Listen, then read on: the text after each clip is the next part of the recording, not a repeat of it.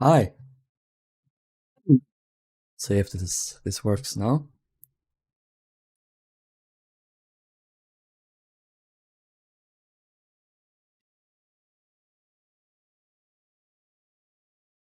Hi guys. Oh, thank you phone for letting me know I'm streaming. Hi guys, welcome back to another stream. We're gonna do something different today. We played Ship Explorer like half a year ago now, or maybe not, but a couple of months ago. Let's do something similar. We're gonna play through Titanic: Honor and Glory Demo401. This is very exciting. Yes. Whatever these are called in English. My hair is being annoying. Yeah. Hi guys. Let's read chat here before we get started. Hello, Shawnee. Hello, Jeffia. How are you twinks doing? I'm doing good. I'm not a twink, but hello. Hello, Jesus Freak. Hello, Darcy. Hello, Chris. Hello, Alex. Hello, Aaron. Charlie. Raid. I like overpronunciate Charlie and like because so you guys won't bully me due to how I pronounce words. Hello, Raid May. Hello, MC Shipbuilding. Welcome all. Rat Tail. Yeah, I'm like a Jedi almost, or Jedi Padawan. Actually, they have the rat tails. Hello, Pedro. I will. I appreciate that you're all here today. We will get into Titanic: Honor and Glory, one of my favorite games of all time. I love these guys. They've had a rocky journey here, but they are in a great place right now, and I'm very excited for the future. I assume most of you are already familiar with THG and their work. Welcome aboard the final update of Demo401. At 50% of the grandest ship ever built, she is certainly our largest and most detailed Titanic fucking phone. Detailed Titanic recreation to date. We are proud to release this massive accomplishment for free as yet another thank you to a fan base that has supported us through thick and thin, to say the least. For it all, I'm wishing to say consent to bring up operations. Titanic Project 4.1. Who knows when Project 4.1 will come out? I think the alpha is gonna release before Project 4.1, which I didn't expect, but it's fun because Project 4.1 will have Holland and Wolf that we can explore, so I am excited about that. Let's get right into it. Hope you can hear the music. I spent some time getting that to be not bad in volume. Is the music fine?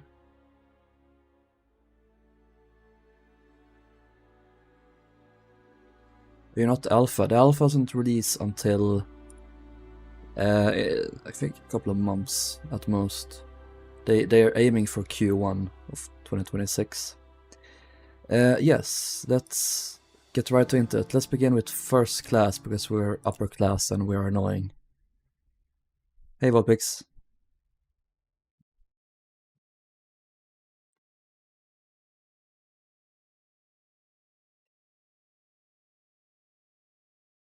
Grand staircase. I fear the loading times are gonna be brutal. They're fine on my main PC, but since I'm on my laptop right now, I fear that they will take a while. Do cracked stone slabs not exist? No, sadly. It's only the mossy stone bricks that have like variants.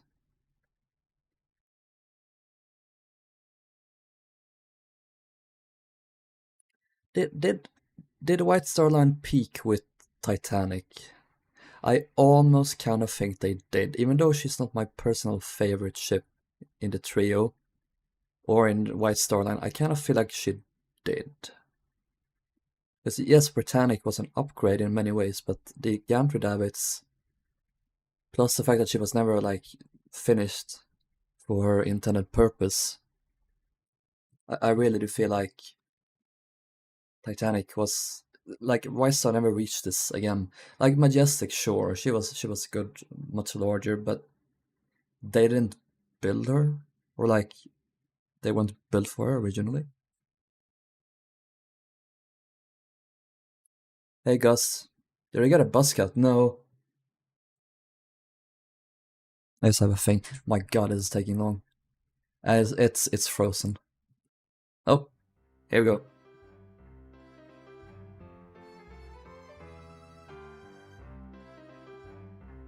I hope you guys can hear that.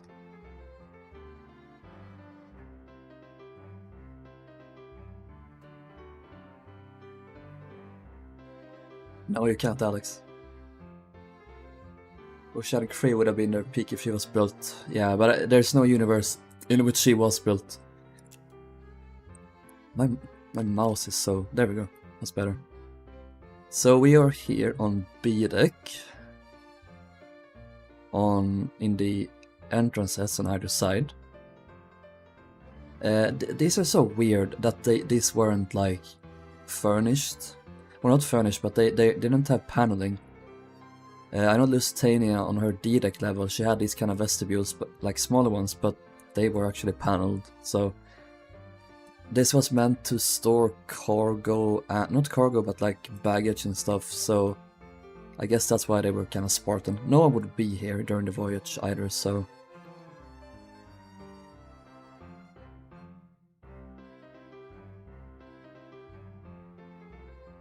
I love Alexander's ragtime, it's so good. Alright, grand staircase, very nice. I think we have exactly like one photo of this staircase on Olympic ever taken in like this exact angle. We know that there wasn't a cherub in the middle, and we know that there were two smaller ones on the sides. That's about it though. Smoking in the companionways is strictly forbidden. That's good. I don't like smokers. Titanic, of course, had these brass signs noting her deck levels, which Olympic originally didn't have. Olympic had the hanging white signs up here, which Titanic... I'm not sure if... I don't think Titanic would have had them. There's no reason if she just had these instead. Olympic got these later though. Notice, passengers wishing to follow the fitting out of Titanic Project 401 may do so on Patreon. So, there you have it. You don't need to actually like subscribe to them on Patreon to get updates. You can just go to their... You can just follow them on there. This is... What's this one? I forget. This is also a great one. So we have some cabins here. I don't think you can... No, you can't go inside here. You can go inside all of the other cabin decks for first class, but you can't go inside here. On B deck for some reason. Now here's the elevators. They're very nice. They're decorated in the Empire style, I wanna say. Got the infinity mirror thing going, very nice. And these are the first class smoke room tiles in here.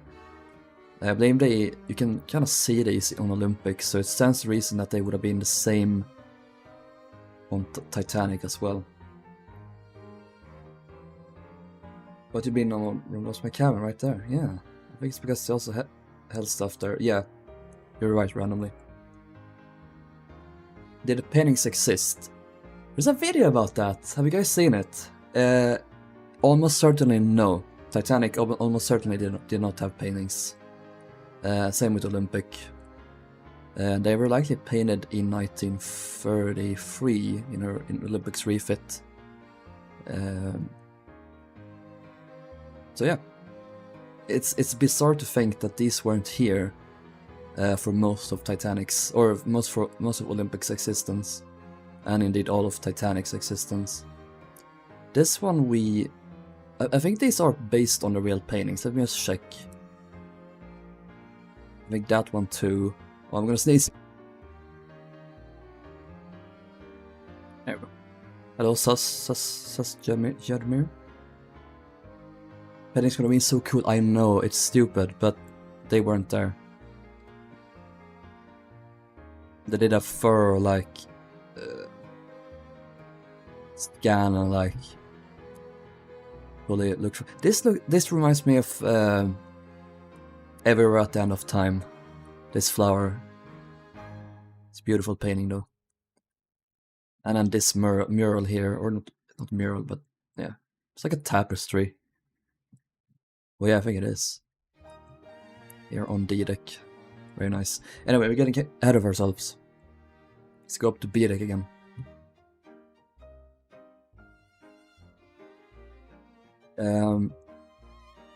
Let's check out some suites. I think you can. No, there's none on this side. Hey, pirate. Oh, thank you, pirate. It probably is quick to use stairs, yeah. I don't know why people would use lift. I don't use elevators if there are stairs, to be honest. Did I forget about them till then Big 93 when they made their saloons in the Transpilot? Oh yeah, they did. Rascal himself was the digestion. B50. Oh yeah, that one. Okay, that's further down the corridor there, so we'll check. Next to Oceanic Free Stream, I don't know. We'll see. This is B51. My personal favorite suite on the ship. It's decorated in the Adams style. There's one photograph of this room, about this angle. On Olympic, this fireplace was located here. They shuffle things around a bit in order to add this veranda, which is not on Olympic. It was never included on Olympic. Titanic would have had one, but not on this side, on the other side. We have some boarding entrances here too.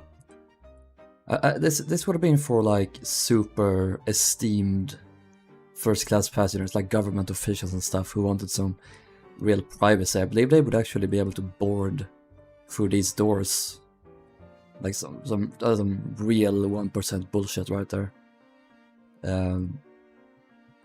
Look at that. Got these cool window covers.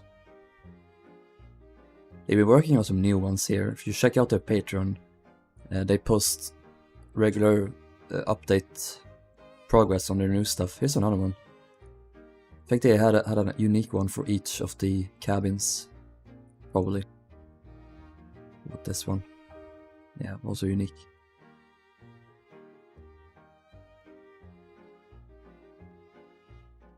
Were escalators over elevators? Yeah, same. Were those doors like scrapped as they were leftovers from the B deck when they just didn't remove them? No, they weren't here originally. There's only those doors over here. I believe you're thinking of the ones in the Café Parisien, Alex. So this is another beautiful suite. This is the Italian Renaissance with the God. I almost say god awful, but not god awful. The opposite. Amazing amounts of chatoyancy. So you can see the wood comes to life. Very nice cabin this. Previously we thought that the carpets were blue, but they've since been changed to red. And yeah, let's continue. Oh fuck, the charge of brick for my laptop is so hot. Yeah, here, let's check out the what's it called? Modern Dutch suite, the first one. This one had, I want to say, sycamore wall paneling with the brass beds painted white to make them a little bit different. And it was THG that proposed this idea that I think this is silk damask, this paneling was different in each cabin, like there were different colors to provide some variety, which I do like. A little Minecraft flower carpet. And this fucking... This is some royalty bullshit with this kind of city. I won't stand for it, I won't. Anyway. Also unique to Titanic and Britannic were these walk-in closets and a bathroom as well. This kind of L-shaped room design that would be common on cruise ships of today. This was oak panels. Okay, so this is sycamore done in here. Is there a difference? No, I don't think there's a difference here. Or at least not a visible difference. I value in this suite. Nice. So would I.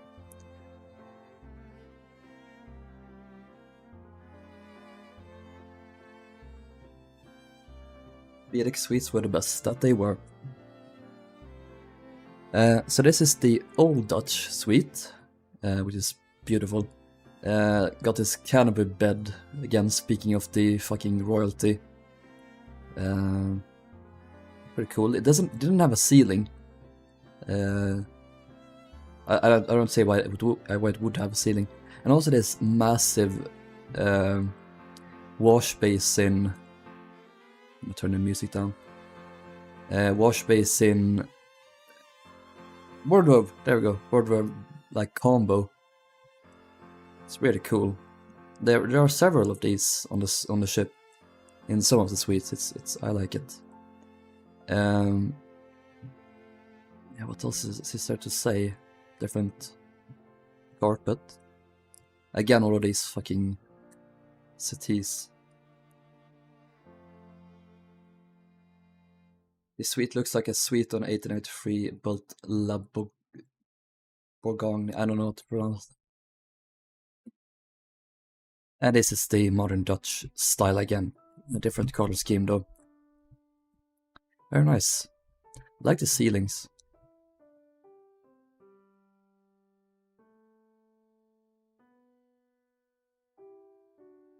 As well, did the music die? But no, it's coming. It's coming so much. Really like these kind of stained glass. That's the word. Panels for the windows. There's a little holder. You can put stuff in that. That's a holder for the gimbal lamps that you could put on a table, or you can unplug them, hook them up on the wall, and yeah, it's quite a clever thing. Yeah, let's get outside. Let's see. I think there is one more suite here. Yeah, this is B81. Was this Georgian? Darcy, do you know what this one was? Hey, Emily. Hello, Owen. The building Conte di Savoia, nice. This is a beautiful cabin. Isn't this like Louis something? Louis the 14th? 16th, okay. I recognize these panels are similar to the ones in the Alacade restaurant. No, is it a restaurant? Yes, it is a restaurant. Must be. But yeah, it's beautiful, this one.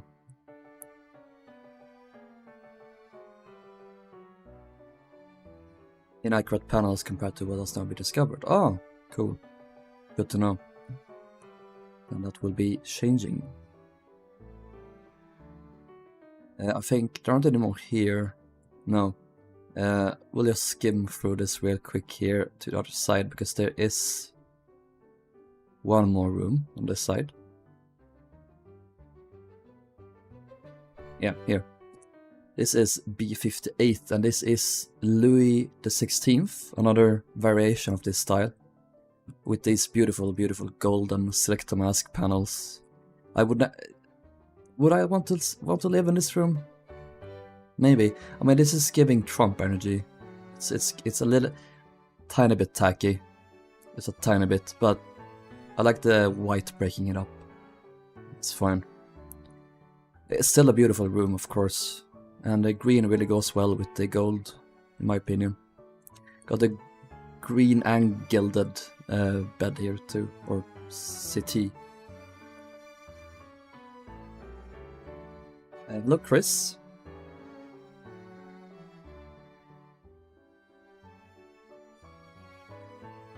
Yeah. I think this mirror is this thing is embedded into the wall even. Also, this is very poorly lit. This cabin, I feel like, in comparison to here. I mean, it's the sun is on this side, but yeah. Let's say something about these beaded corridors. They're very beautiful, these ones. We don't have a photo of these. We have like from Olympics when she rammed the lightship, Nantucket lightship. There's like a photo here. You can barely see. No, I misremember. It's taken up on ADEC. But there's a photo you can see this in the background. It's just a ceiling. And we have some surviving panels of this, so this is how they were able to recreate this here. It's kind of a simple, but still so elegant design. And I wish they either did this for her regular corridors, or did the mahogany dado that they did on most other White Star liners, but they refused to do it on Olympic because pure white was fashionable at the time, because they're all fucking idiots. Dutch Sweet better than Louis XVI. Yeah, I like Dutch Sweet.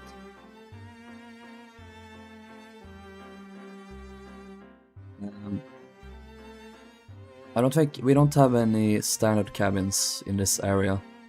Like here would have been some bathrooms and lavatories, and then here were some standard cabins. These would have been mostly occupied by like servants, like valets and maids. So in my case it would be Shawnee that would be occupying those rooms. Let's head aft. Here is a steward's staircase leading all the way up to boat deck, all the way down to E deck, I want to say.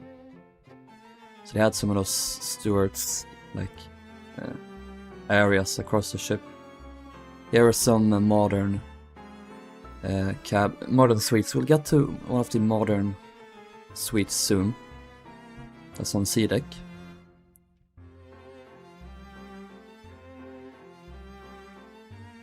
Data plus the normal red things that other White Star liners would have been peak. Yeah. Olympic class must be as boring as possible. Yeah, well, the public rooms make up for it, in my opinion. So here's the aft grand staircase, which I believe is almost as beautiful as the forward one. Just this kind of boring clock panel here. It's still kind of cute. I like it. When you look at it up close, it's nicer. This dome was circular, while the one in the front was oval in shape. And the cherub was mirrored. The one in the forward staircase looks the other way, which I think is pretty funny. This nice clock here. They have two clocks. God forbid the poor first-class passengers having to like squint or walk up some steps to check what time it was. Oh, the humanity. This is unique to Titanic as well. This little reception room, because it was noted that the Alicata restaurant was in dire need of a room for passengers to assemble before they would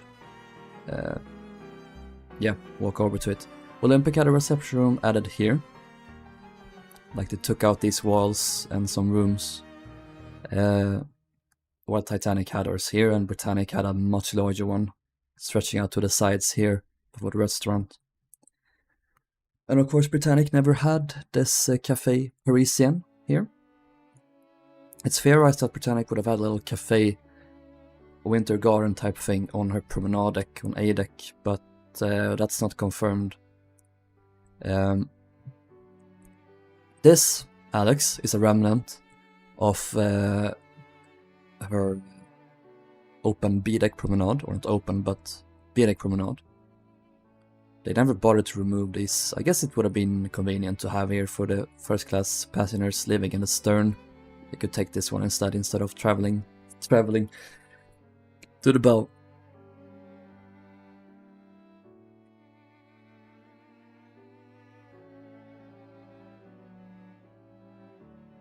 Billions of clothes, but not one cock. No. Sad. I fear I have the only one on this ship. I think the garden lounge would have been added in 1920s either way. Yes, that's probably the case. That said, they did have the veranda cafes, so maybe it wasn't really needed. Who knows? Yeah, this is a beautiful room. It's added to Titanic first, then Olympic got a similar one, which was arguably better designed with some partitions in place as well. So yeah, they added a cocktail bar in Olympics cafe in like the 30s too, 1933 I want to say. Let's check out her restaurant. So you have this little coat and recess thing here. This is based on a similar room but like a recess on Arlanza. Funnily enough, they made a video about this space like back in 2015, where they talked about how they made some rooms that don't have photographs or many references, which is really, really fun. English breakfast: baked apples, baked bacon, back bacon, British sausage, baked beans. I fucking love English breakfast, it's so good. American breakfast: stewed prunes, oats, fried rice cakes. Seems fine as well. So you could choose between either. That seems very nice. So yeah, this is the a la carte restaurant. On Olympic, there were walls here originally, because there was a promenade on either side. On Titanic, they expanded the restaurant out to the sides, because on Olympic, the first class passengers, oh, the humanity, those poor first class passengers, they complained about second class, because their promenade went up to about here. They would peer in and look at them. Oh, how terrible, those poor first class passengers, how will they survive? I'm gonna buy waffles. Yeah, they didn't get waffles. The fuck takes a slice of bread and goes into that, let's deep fry it. Deep fried. I love deep frying bread. Oh yeah. Fun fact, the dining room and the a la carte restaurant would have likely had the table lamps. You don't see them in photographs, but that's because they never took a photo of them in use. They only really took like promotional photographs where they wouldn't have put the lamps up, they wouldn't have bothered. So these things would have been on all tables. This is... What style is this, Darcy? This is also Louis XVI, since it has similar panels.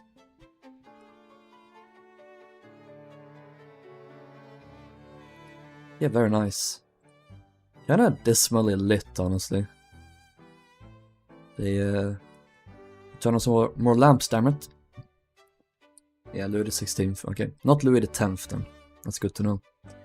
There is also a large pantry and galley in there, which they have said is very painful to recreate.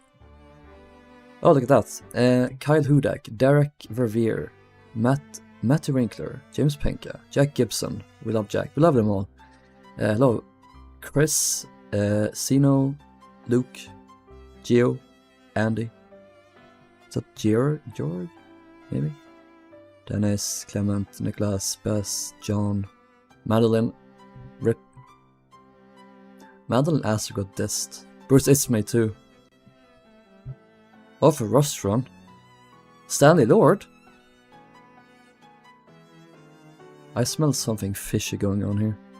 Margaret Brown. Oh my god, the entire Titanic cast is making an appearance.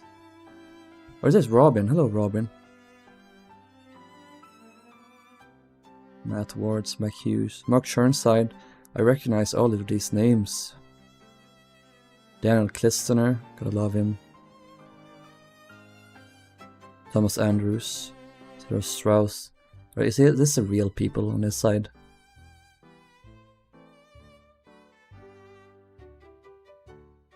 Vlad Demonic.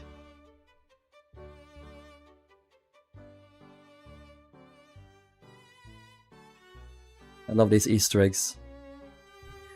Are there not any photographs left? Because they used to scatter like photographs of the team around this, around the various rooms. I think they removed these though for this demo.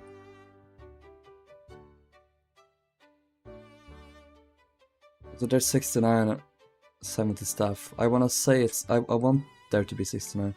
It's because I pocketed the table lamps before they took the images. You're such a little sneaky man, James. I don't know why they put couples having separate meals at the same time.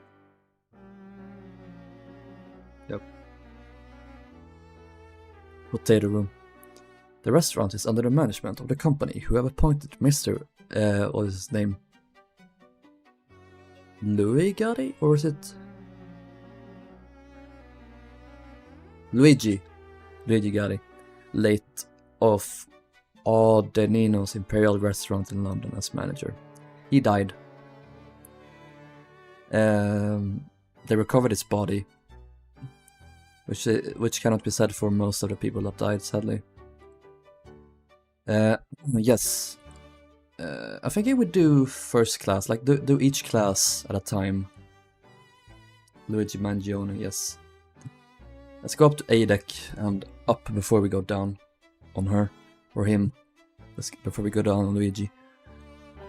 What's this here? Nothing at all. This is the A deck level of the aft ground staircase. Very nice. Here are some suites. This is Thomas Andrews' cabin, which we can note by the many plants scattered across the room.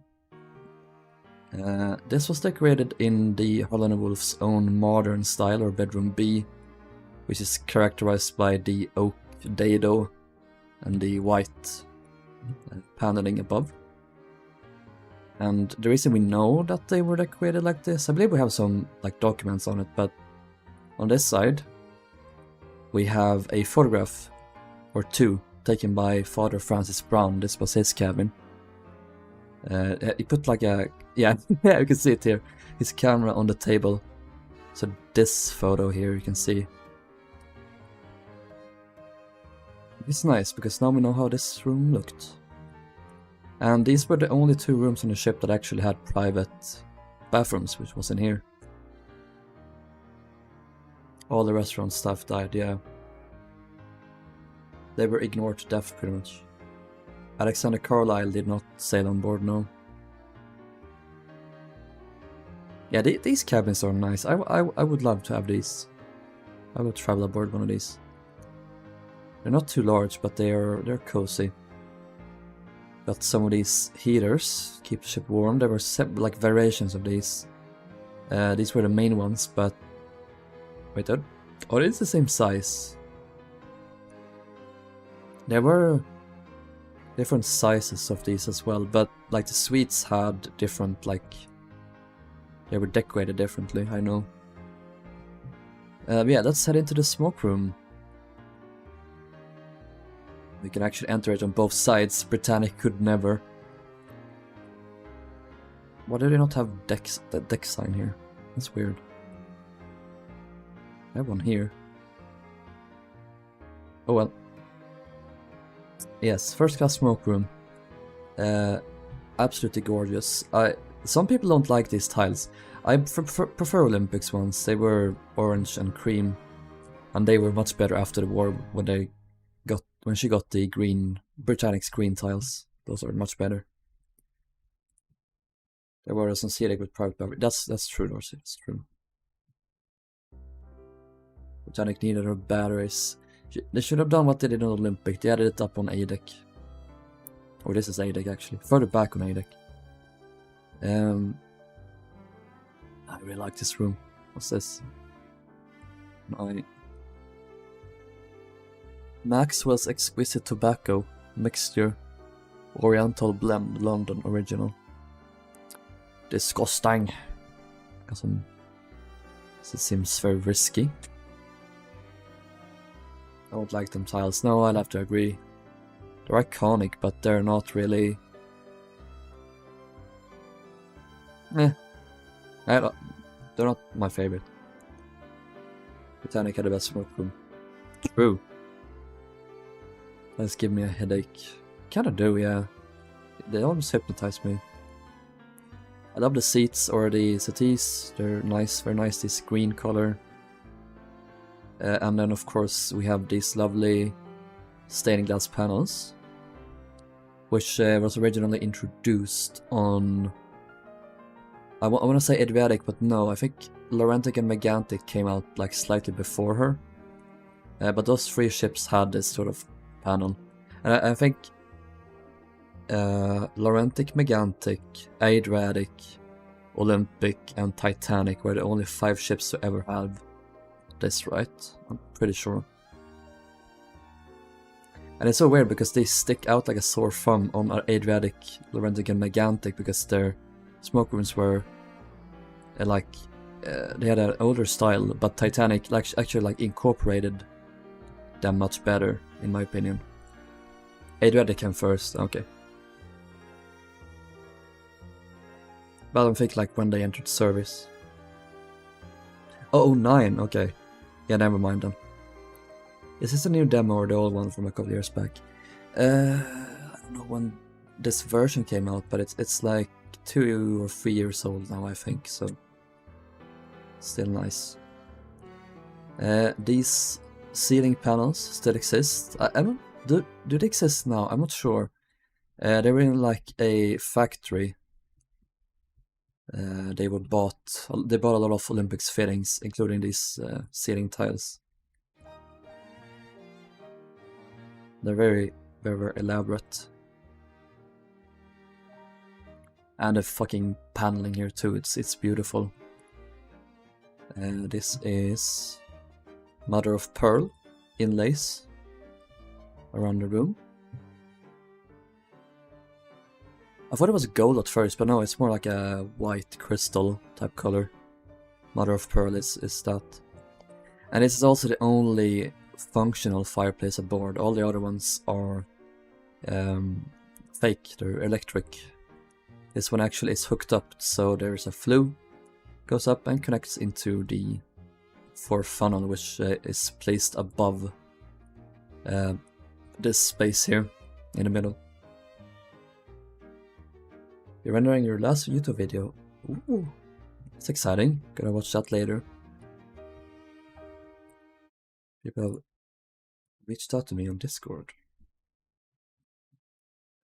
Alex, that sign is a lie. And yeah, you may borrow the vines if you want. Here's a cigar showcase. Balkan mixture. I want to say aromantic. We love some Ace representation on Titanic. Peterson's and Company, England. Pipe tobacco, finest tobacco collection. Now even the Aces can smoke. I love the progress we're making in society. Lots for the Aces actually. Only Aces pretty much. Sort of Balkan as Baltic is almost right. It's very... No, it's not. Here's a little serving window. It serves so good. There's a pantry. For the smoke room, and then the 2 veranda cafes. We'll get to those in a moment. It's a little call bell, this is cute. It's like a water boiler. This is a water cooler, or other way around, I don't remember. There's a safe in here for some reason, I don't know why. Why you would need it. I guess this would be like, because I believe like the simple champagne, like drinks and stuff, or not drinks but beer and stuff, came with your ticket. But if you wanted like fancier drinks and stuff, they cost money, so I guess they would keep the money in here. That's what I think, at least. It's a large cold locker here where they would have kept the drinks and stuff, I guess. A bunch of wine. Telephone here. Wonder where these led to. Maybe the galley. They were like, bring up some more stuff. We need more booze. Vintage Digital Revival. First sailing of the latest edition of the VDR fleet, Titanic, Project 401.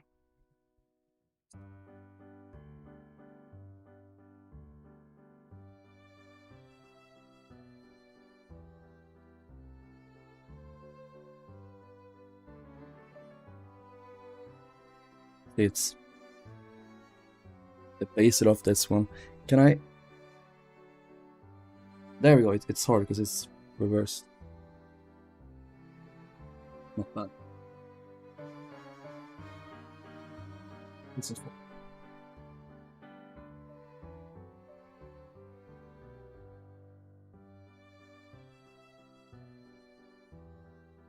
We will see if that holds up.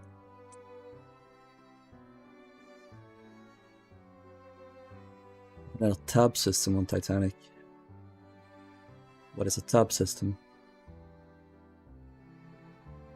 I believe the only alcohol that came with the ticket was with meals. That's good. That's good point.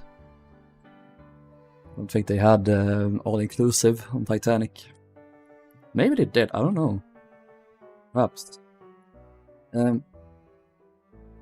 Here is the Veranda Cafe, Palm Court. We built this on stream on my free one scale Titanic a few streams ago. And I have so much respect for these rooms. They're so elaborate. I love them. I kinda wish they were taller in height. That would have looked cooler. Kept the same ceiling height as these rooms, but that's neither here nor there. Yeah, these were cute. You couldn't like order. Okay, that's outside. I'm not gonna do the exterior until last because there's a separate level and that takes a lot of time to load. These fancy lamps here that I struggled to build on my model. Where is there furniture missing in this room? There might be 2 here. I don't think this is the final like layout that they will go for, Dorsey. On the other side, it's much the same. Yeah, they had this revolving door. You couldn't access the other side from the inside. You had to go out, which is weird. In this one, you could smoke. On the other side, you couldn't. And as a result, the other side was mostly deserted, except for mothers and their children, because this was used as like a makeshift children's playroom, apparently, on Titanic, which is pretty funny. It's weird that they never added a children's playroom on Olympic, but I don't know. Hello Mike Monroe, hello Tamara. Wasn't it like they would keep a tab or something what you ordered them? Yeah. That's probably true, yeah. Walking side jump scare. Okay, let's go back to the lounge. So we have these beautiful corridors. There was a debacle a while back about these being painted white. As much as I would have loved that to be true, they probably weren't. They would have been painted, in that case, white later on Olympic, and probably on Titanic, but no, they were probably just unpainted wood. But they're still beautiful. And the reason we know how these looked, we don't have a photo of them. We have some partial ones. It's a photo of the Grand Staircase in the 1920s. We can kind of see a snippet of the room. And there's some photos of the lounge as well. You can kind of see it through the doors. You can see a snippet of it too as well. So, oh yeah, also here is a pantry for the lounge and the outside for the deck outside, but it's not in the demo, sadly. I want to see more like those kinds of crew spaces. That's what fascinates me the most, because we've already seen these public rooms and stuff. They're beautiful, but like I'm interested in the stuff we haven't seen. Ignore the expansion joint. Oh yeah, true. Titanic and Olympic, I'm losing my voice, had 2 expansion joints. One here, and then there was one further forward to allow the ship to flex during heavy seas. If I time traveled to Titanic, I would have spent as much time as possible. Yeah.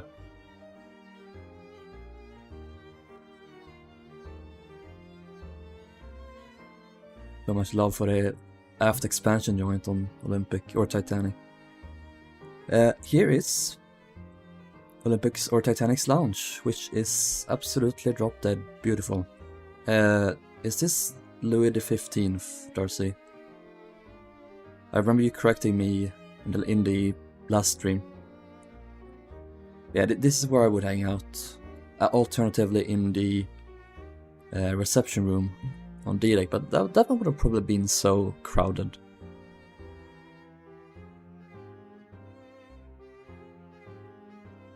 Me to thrust into. Oh. How interesting. Yeah, this is based on the one that you could see on Oceanic, but also the one on Adriatic and Baltic. They were similar in style. Louis XV, but Louis the 155th. Was the lounge no smoking? I don't think you could smoke in here, no. Louis the 10th style. Yeah, so here they have this beautiful mantle around the fireplace here, with Diana of Versailles on top. This is a low resolution model. They made a new one though, so that will be in the final game. She of course was found on the seabed by James Penka of TSG, as well as the RMS Titanic Incorporated, the recent dives last year.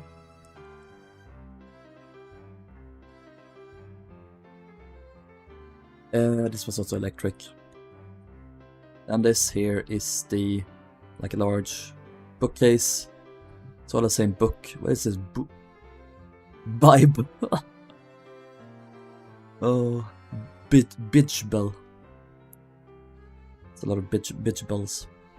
And in here would have been like not deck games, but like games and newspapers and stuff. Titanic is an Epstein files, yeah. There's some alcoves around here. There is a box for letters to be sent. Pretty fun. Then here is the pantry again. You can walk into. There's a bar and a pantry. Here's some small like this were for snacks, candy and stuff. There's also this beautiful electrolier top, with its dome on top as well. Should have been a skylight. Changed my mind. The Bibble. Did the Titanic have her own printing press? Yes, she did. Unfortunately, not included in this game. I wish it was. And the final thing I'll mention about this room is that Olympics carpet was green, Titanic's was a gold and brown color, Britannic's I've seen mentioned like once would have been blue. So yeah. Here's the reading and writing room. Kind of a deserted space, not very used. So they ended up removing this little alcove and replacing this and this area outside here with cabins on Olympic and Britannic. Another electric fireplace. This looks real. It's not. It's supposed to be fake. Yeah, you could read and write, as the name suggests. It was mostly like a ladies' room, even though both sexes could be in here. But yeah, very beautiful room. Was this a Georgian style? I want to say so. Back with ice cream, Pepsi. Oh, fuck you, man. Respectfully, fuck you. I've water. Water is nice.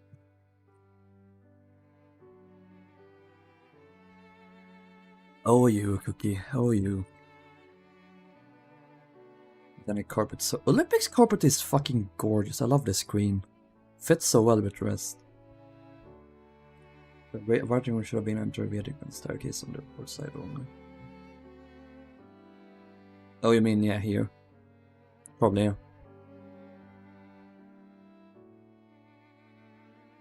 Hello, Issa.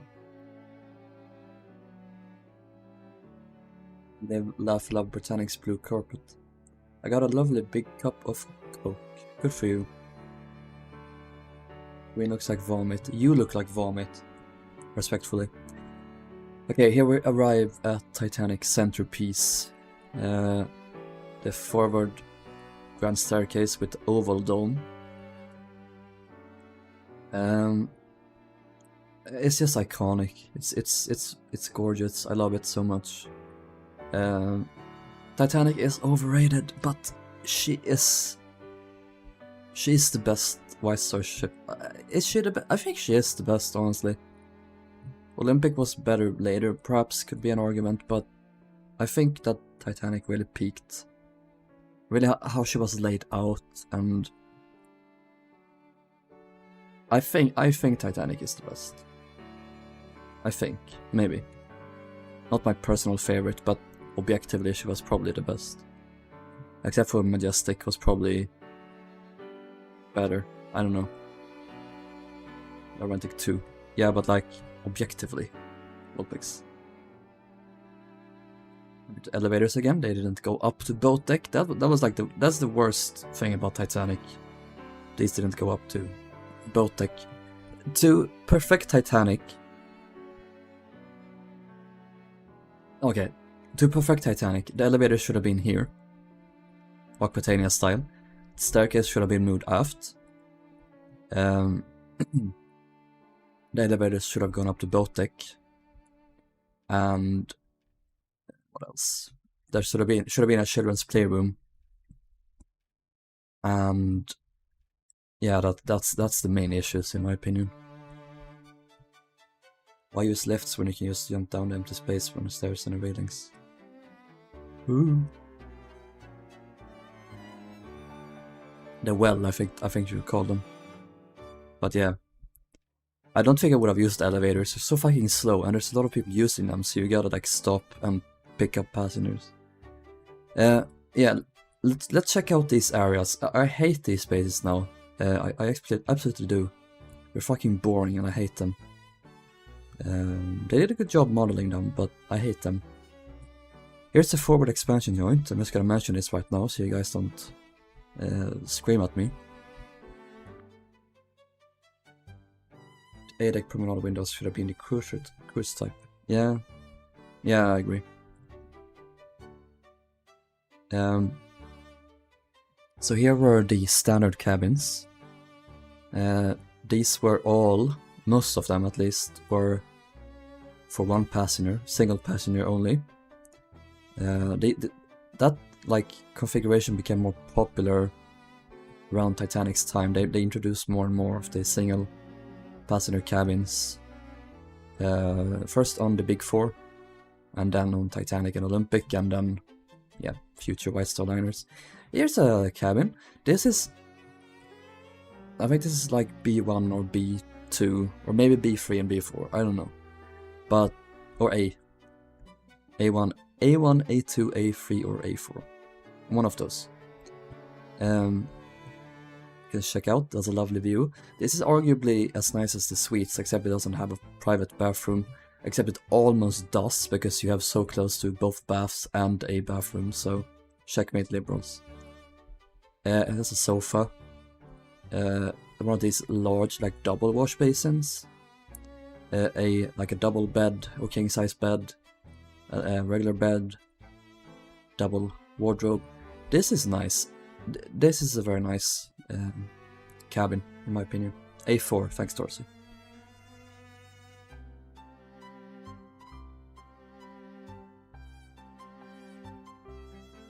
Calculator just tears up a problem. I was just downloading it on my disk. Oh, rip.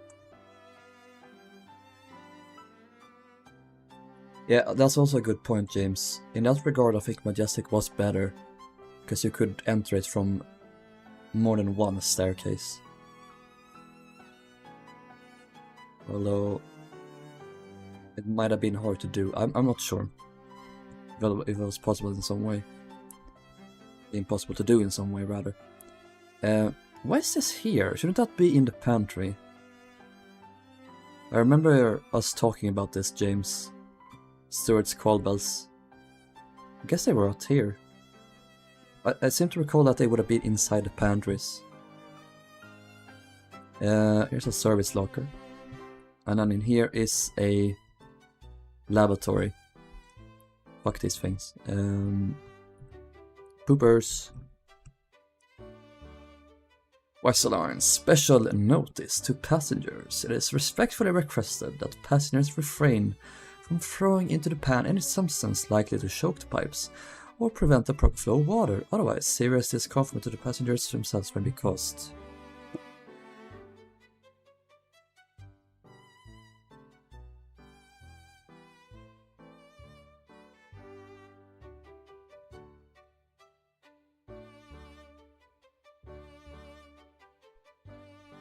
I'm back. Mom came in.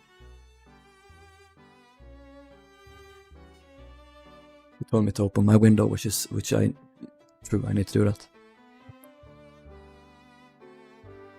I'm also gonna take off my socks. I'm a harlot that way. Probably needed to showcase it because no pantry. Maybe. Big Olympic class were like that, only express Westerners since like 1871. Without 2 saloon staircases. Yeah, they might be, yeah. Where was I? Yeah. Passengers are earnestly desired to flush the pan before leaving. You heard them. Flush the pans, you dipshits. And there's another cabin on this side as well. Oh, I hate that they didn't panel the middle bulkhead. This is around the forward funnel casing, so they just left it steel, which is ugly. And I wish they didn't do it this way. I know that Lusitania and Mauritania did paneling on their insides, so that's another Lusitania and Mauritania W. That's another thing. I would have spiced up at least the first class staircases on Olympic and Titanic. It's fine if the second class looks like this, but first class, they either need a dado, or you need like at least panel the insides, or just make them all the same as the B-deck fancy ones. I hate that I didn't do this. This is just beautiful. Anyway, up on A-deck we go again. I think we've done all of A-deck now. It's time for C-deck. The bath call boxes might have been outside the corridor. I'm not sure where the bath tunnel would have been in the station. Fair. Was there a bath attendant? Was there stewards? Or I guess the bath steward, the bath water steward. Let's head down to C deck. You can see here near my God to D playing right now, so very soon it's all gonna flood and I'm gonna die. So here is C deck. We have a photograph spot here on Olympic, taken in the 30s, when after it was painted green, the staircase. And it's just hard enough to not make out if there are two cherubs here. You can, the only like real evidence we have that there are two is from a piece of concept art for Titanic, which probably is like a direct confirmation because that concept art is very accurate. So I like the idea that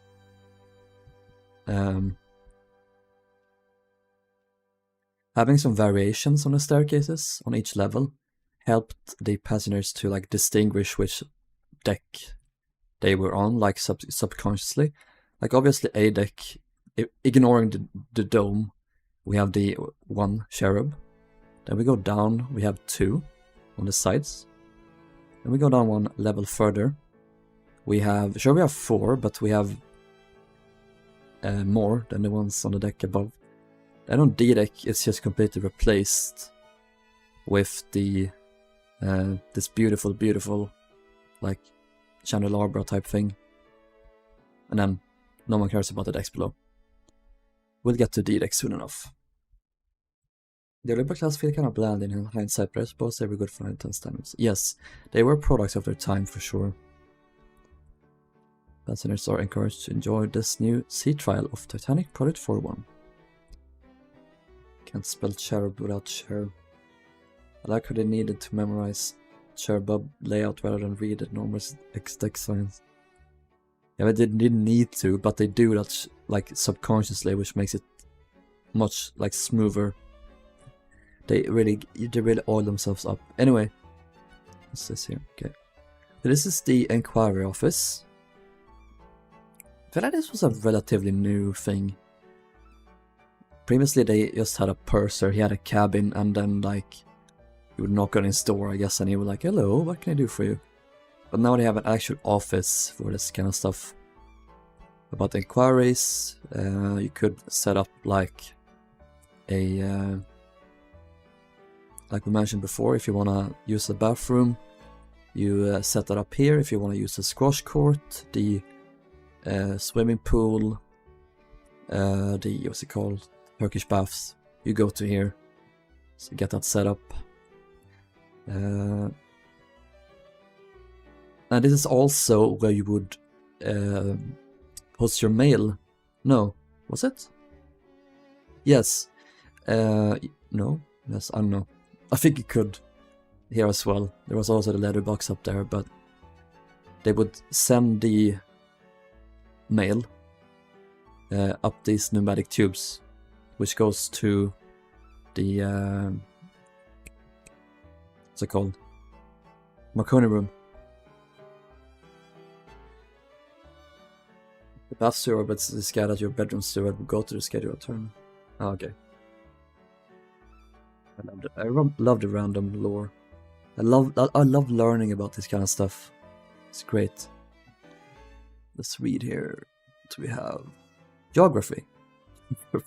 It's a field of science devoted to the study of the lands, the features, the inhabitants.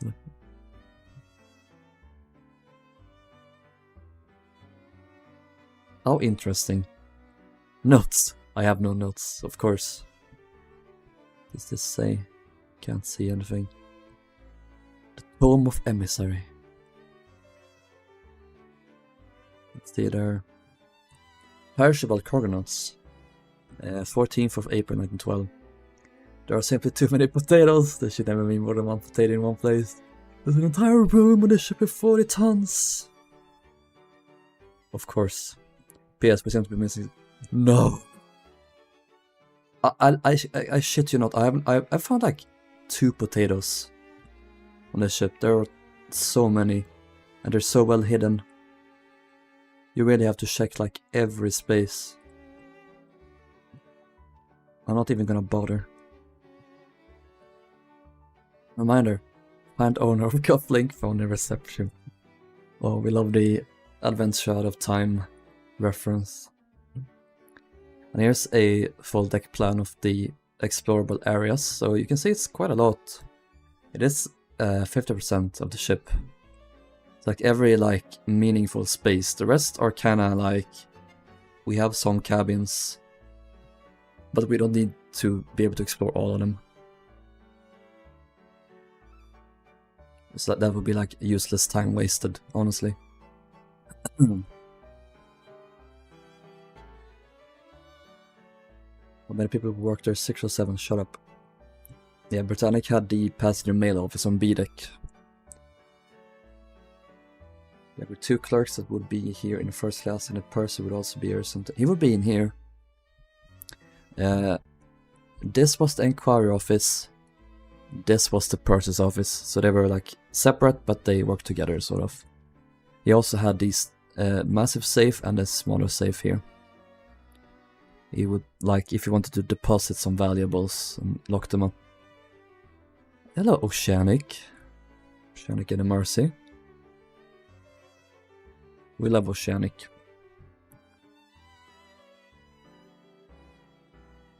Better not see what it says.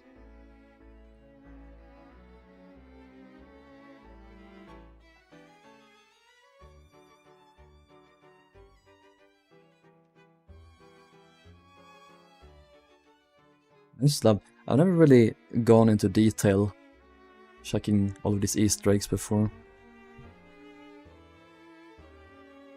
Why do people write like that? Can't they just write normal? Is there a potato down there? No. It wasn't here. I will find you. Some money in there, I could take that.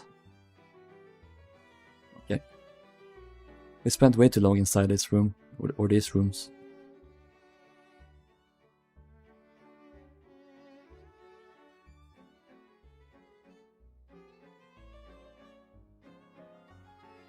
Rotten Road was such a bad design choice in retrospect. I mean, if you just added some watertight doors, it would have been fine. Yeah, some more standard cabins here, except these ones were different. These ones were nicer. They were kind of sweet-like. They had the private bathroom in here, so you could book. There were 3 cabins in one of these like segments that you could book for like a party, travel together, and we would have the suite there. And then there were the inner cabins here as well, which were noted to be very hot because they were around turn into a fur here, around the forward funnel casing, so very, very hot. Here's a pantry. Here's one of the only pantries on the ship. What did include in this? And another call bell. And this is the telephone exchange room, where all of the telephones will be connected. Another jump scare. Oh, Jamie.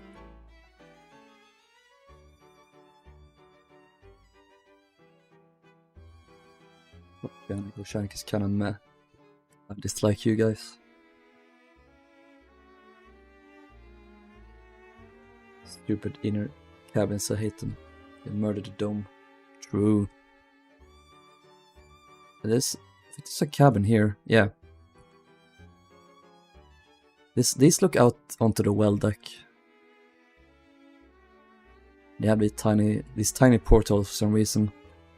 While all of these like further aft cabins, they have these large like pivoting outlays, pivoting portals. But you could like, so the air was forced in when the ship was moving. It's kind of clever. Some a hydrant, very nice. How many telephones were on the ship? I don't know exactly, but like 15 at least, probably. Olympic class were really lacking in phones. Yeah, well, I mean, they didn't stand out much in that regard. Let's go on this side first. We have one of the most elaborate suites on the ship. This was the Regency cabin or suite. Regents or Regency. This was booked by the what's his names? The Strausses, Isidore and Ida Strauss, the couple that died together on board. You see them in the movie. They lay in bed as the water flows underneath. It's really sad. But I think they died like while up on deck, because I believe Isidore's body was found. I don't think Ida's were found though. But yeah, this is gilded. It's a borderline Trump. This is much better though than the Louis XVI cabin. I want to say it's much more subtle, although it is quite a lot, which is why they would later on Britannic and Olympic as well. I want to say they kind of toned down the gilding a little bit.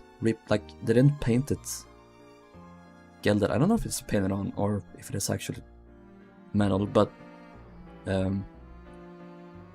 toned it down. They at least painted it over. But yeah, it's very nice. Got a fake fireplace here as well. They could have made this real. They could have just pointed a pipe outside. Who cares if there was some smoke coming out from the ship? It's a naked woman room. Just lay down on the bed. I mean sofa. Here's an Empire room. One of the several styles or variations of this style. Why are some of these go further up? Is that because the deck beams go there? I assume so. No,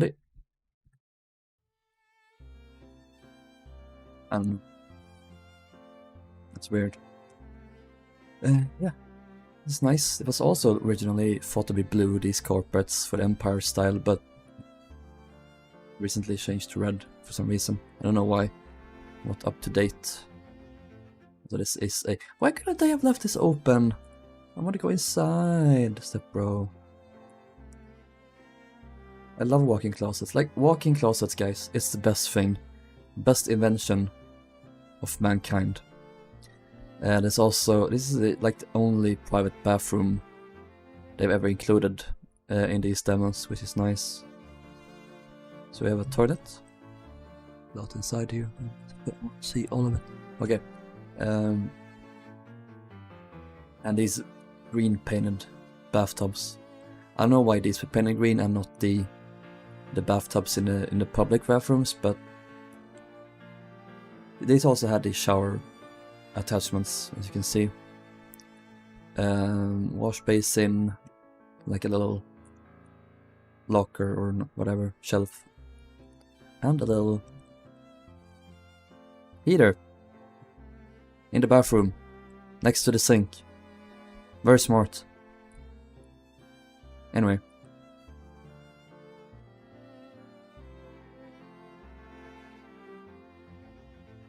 Can I see the dressing table?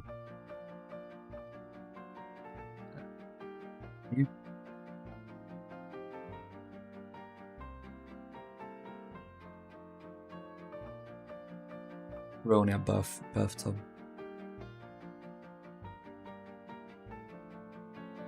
Did any ships have bidets though? Is that... I assume like American ships did that. If any. Maybe like French ships. Oh, it's another standard cabin. These ones were the ones that were called very, very warm.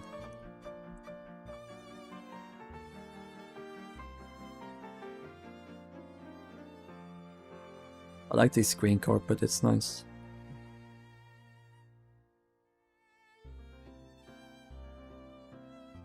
Another one? Another one? Any more? No. Any other side maybe? No. This is random, which cabins they include. Woo! Why did they randomly include this modern Dutch suite and not the rest of them? That's weird. This is almost an exact copy of the one on the deck above, so we're not gonna go through that again. Lots of French and Italian ships, happy days. Okay, cool. Woo! I love my little Rilhon locker.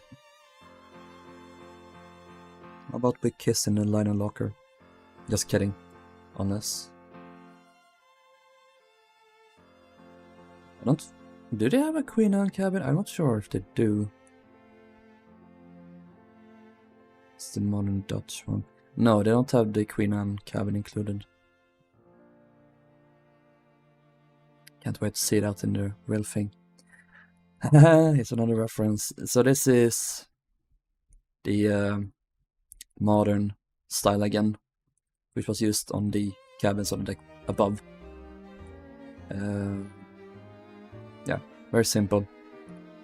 Probably the cabin style I would have liked to travel in, honestly. Very simple. I like simple. I like white walls. It's nice. So this is a reference to Adventure Out of Time. This little weird coffin, briefcase, whatever the fuck it is.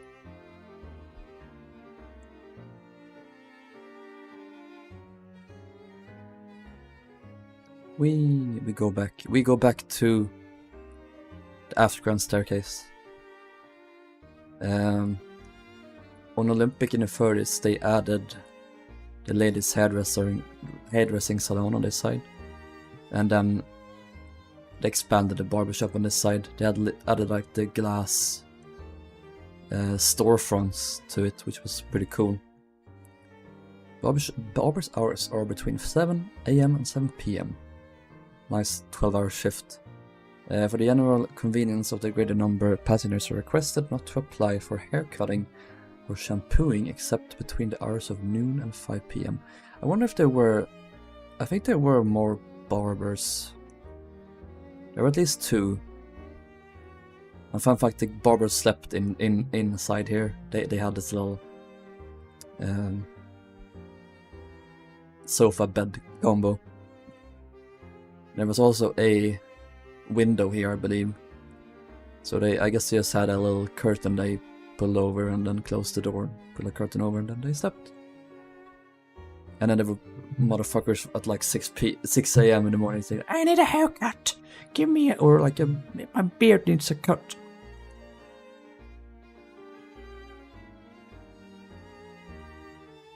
At one of the interior seat cameras have a cat on it. Oh. You're right. Wait, I must see this. Here? Oh yeah, I'm gonna get to that. I remember now. Not here. What about here? Okay, not that one, the other one. This is another inner cabin. Oh my god. Yes. This is amazing. I remember this too. I love this. Thank you, THG. What cabin are we having a cookie in? Well, probably the barbershop. Here's a pantry for the maids and valets saloon. You would enter this through here, the afterground staircase. This wasn't really common on ships, period, at the time. Aquitania had this. She had a dining room for both her valets and maids, but yeah, this was like a room for both. Quite fancy paneling. Annoyingly though, the paneling sticks out around this section, which I believe is due to...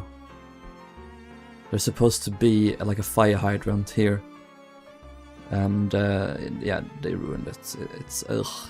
Why would they do that?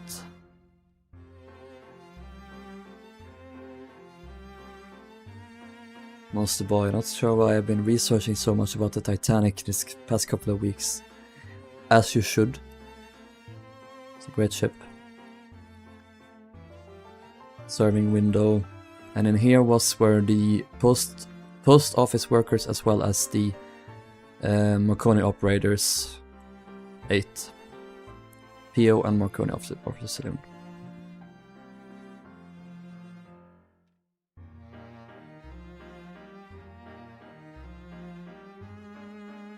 What is that?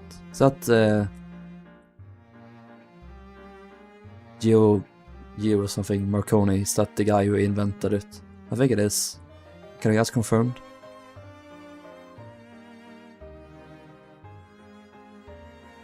Why are there so many people watching this? 36 people. Jack Binns. There's Jack Binns.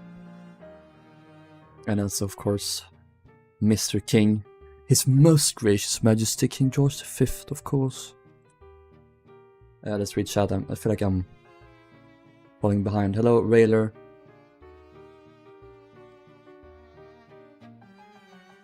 How do they know what the entire ship looked like if they never have photos apart from the ones taken by that guy? They have photos of similar rooms on other ships taken at the same time that they extrapolate from, basically. And Titanic, sister ship Olympic, also has had many more photos taken, so this cabin is so weird. Around the afterground staircase, we have this little cabin here. What is this wall? Well, this is a hoist that went up to the B-deck pantry for the restaurant and down into the galley. So there you know. No, it went down into the food stores, I think. Like all the way down. No, it didn't. It just went into the galley.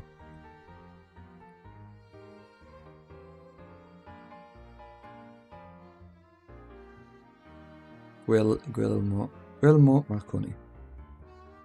How strong is your computer? It's fine. Can run this game, it says something. Here's a crew area. On Olympic there was more first class cabins here, but on Titanic... what is this? Oh my god, Loss. Loss should be in here. Chief Steward's cabin. Barely see anything. They had a telephone? Good for him. It's another oceanic thing here. And a window out. This is a second class enclosed promenade out there. We'll get to that later. Restaurant manager. So this is where Mr. Luigi Gotti would have slept. I guess a little. This is probably a web frame. Weird place to give the ship some stability. And this is assistant doctor.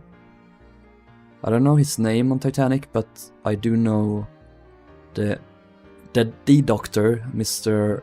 O'Loughlin. No, that's the cook or the chef. What the fuck was it now? I don't know his name then. The chief baker was O'Loughlin. The doctor, what's his name? I should know this. People will correct me in chat. He has some curtains. Very kind of big cabin, very nice. But this is like people would come here. This would double as like a consulting room. It's like, oh, my leg fell off. What do I do, sir? On Britannic, they would actually add another room over here, a consulting room, like out into the second class promenade. They added a room, so the doctor could actually chill in his room without passengers going in here. Joachim was a doctor. Oh, Laughlin. Okay. That's what I mixed them up because they're so similar. O'Loughlin, I think, is the doctor, or that's how it's pronounced, and then the Joaquin, Chief Baker Joaquin, the guy that, the guy for the movie that drinks during the singing. Here's the hospital, surgery. That's in here. Then down here is the hospital. If you were sick and you had to be interred. Here's also the padded room, so they would put insane people in here, or like criminals they would put in here as well. This is where Jack would have been taken probably in the movie. Here's an attendant, that's like a nurse. And then these are like wards where they would be. And here's like a bath and lavatory and stuff.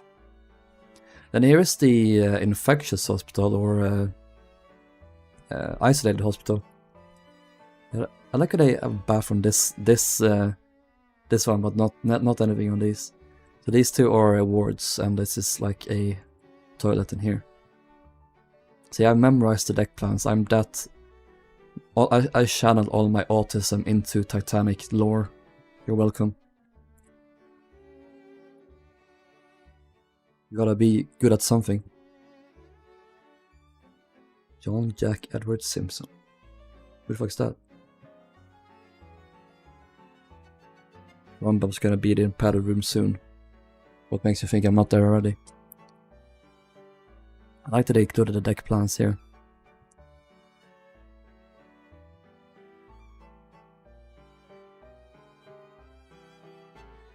Cool. Let's go forward because there aren't any more first class on this deck.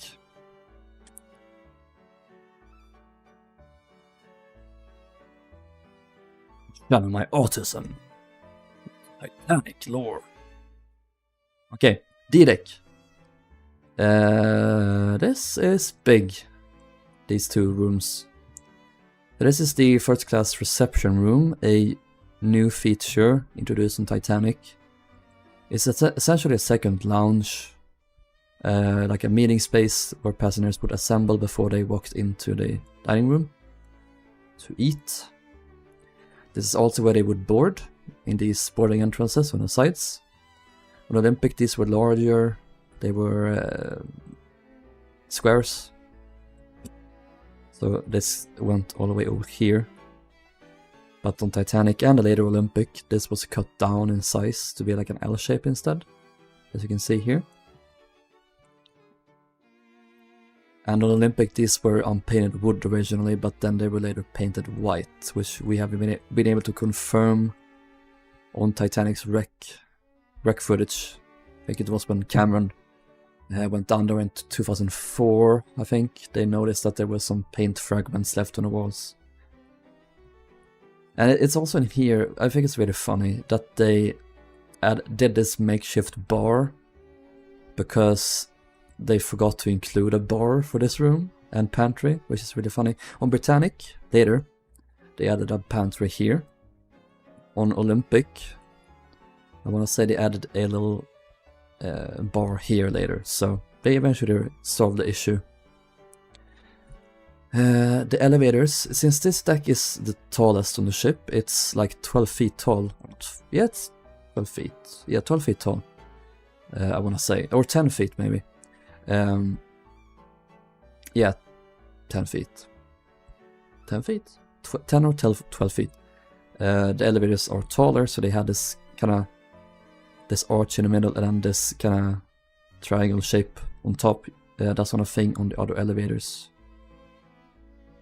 Let me just show you real quick. Yeah. Looks like that. 10 feet. Okay, thank you.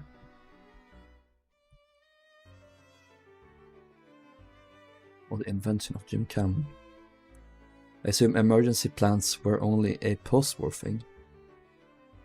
Would have been emergency plans. Was there even a master's arm office on Titanic? There wasn't an office, it was just a cabin for them to sleep in. They would have probably been stationed in the... I assume they would have just walked around. They would have been like officers on duty. I'm not sure exactly, but... yeah. And yeah, these are the forward cabins here. Same styles, all of these decks. But there are no cabins they included here though, I don't think. Oh yeah, we have the staircase down into the squash court. We'll get to that in a bit. On Olympic, this staircase was later extended and Britannic all the way up to A deck though. What's your next project? It will be the Gothic. I will finish Nomadic, Tauric, Neuronic, Bovic, and then I will work on Gothic using some brilliant deck plans drafted by the wonderful Sven. They're amazing, truly. Also, fun feature. Most people know about this. Fun fact. On Olympic, there were 5 smaller windows with a big one in the middle. Titanic likely had 3 larger ones based on one of Father Brown's photographs to have like better visibility. Belgiland also got very large windows because her spaces were similar to Titanic. While Britannic, they went back and just had 5 windows again because they wanted to make this bulkhead fireproof. So yeah, hello mini cheese.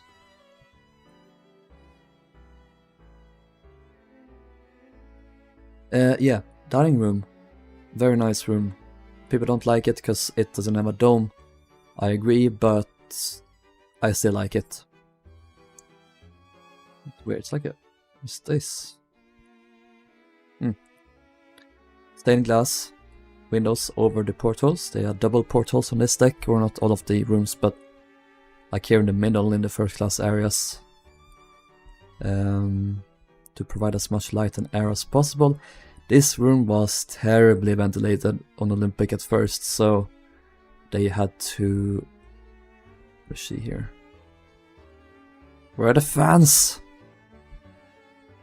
Well, they had fans here, like in an earlier demo they included them. I guess they don't need to put up the fans right now because they have the windows open, but yeah, they would put up fans.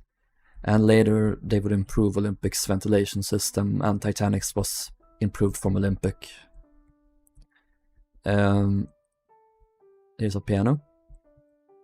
They would use this mostly as during Sundays, during the religious services they would hold in this room.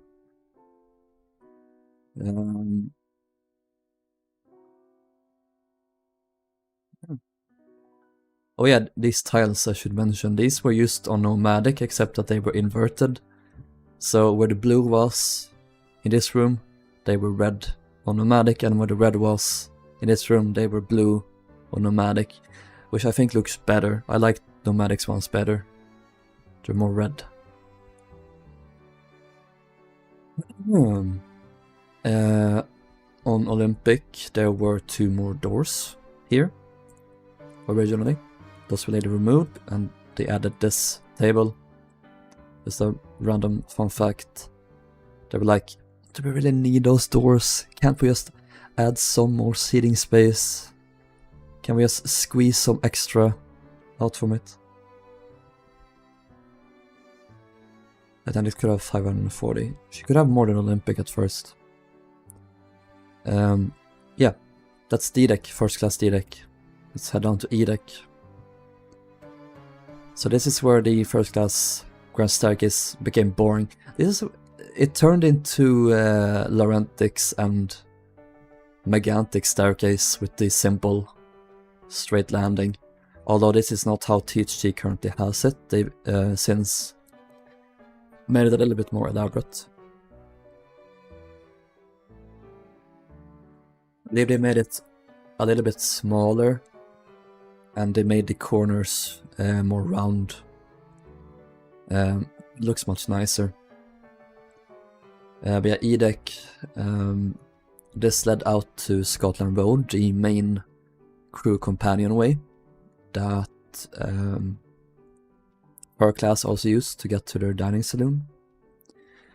And then yeah, in this direction is first class cabins and second class cabins, because you could switch between them depending on which class was the more booked. Again, first class cabins are in this direction. And then we have some elevators. This is lower deck that they went to, they didn't go down lower. Oh yeah, here's Margaret Brown's cabin. Almost forgot. This carpet is not accurate, they weren't blue.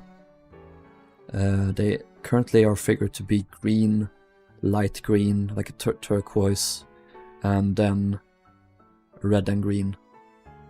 There were no blue carpets aboard, as far as we know. Fun fact, the reason we think Maggie Brown's cabin was here was because after the collision she peeked out of her cabin and she saw some crewmen working to get a watertight door closed. And we know that there's a watertight door below here into the Turkish baths. And they were closed from the deck above manually. And it makes logical sense here that one of these 4 cabins would have been hers. Because there aren't really any of these watertight door deck plates any other place on the ship where like a first class cabin would be. I believe that is the sole reason we believe her cabin was in this area, but yeah. Because like while we do have partial passenger lists, we don't have where everyone slept in, which cabin what everyone had. Well, LeBron also loved her brass bed. Yeah, I guess that's another reason, or another factor.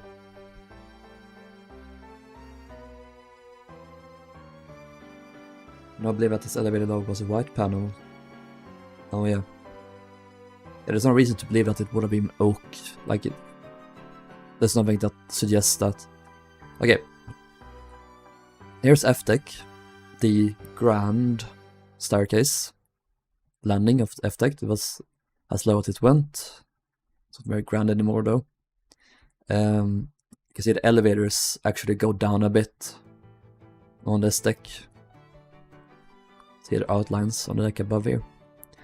I feel like they could have made it so this elevator went down as well. They could have done it. They probably would have done it. But yeah, it's time for the Turkish baths, my friends.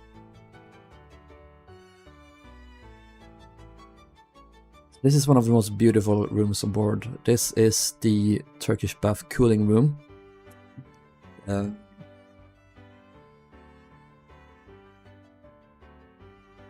Nothing similar was included on a YSO liner before or since. Even Adriatic's cooling room was not this elaborate. It's very like Turkish style. It's absolutely beautiful. I love these panels. James Cameron actually ventured inside this room in 2004. Somehow. With one of those rovers. But yeah, there's a photograph also showing, I think it's like here, this direction. I've done the Turkish bath complex at least once. Oh yeah, it's like an experience. I doubt I would probably not have liked it. I mean, I would have stayed in probably in here, in the sauna for a bit. But yeah, I would have maybe swum a bit more, but yeah, we'll see. We'll see when I travel aboard Titanic later this year. You have the changing rooms here. It's also a water fountain. And then some, you could put some valuables inside here if you wanted. There's a weighing chair. Because the Edwardians believed that you would sweat off a sweat of weight, and that actually mattered in any way, but yeah. Here's an electric bath. Guys, you want to get electrocuted? I want it now. This was basically a solarium. They opened up like whoop, and you would hop inside. There was like electric bulbs that radiated heat. Yeah, that's pretty much it. Very bare room. I believe now they think that there was paneling in this room. But that wasn't this bare. There would have at least been this white paneling in here. Then in here, there are some of these shampooing rooms where passengers, where like a bath steward would touch a passenger all over and put shampoo on them. I do not want to do that unless I knew the person, unless I like the person very much. Got some showers in here to wash off, and then another one in here.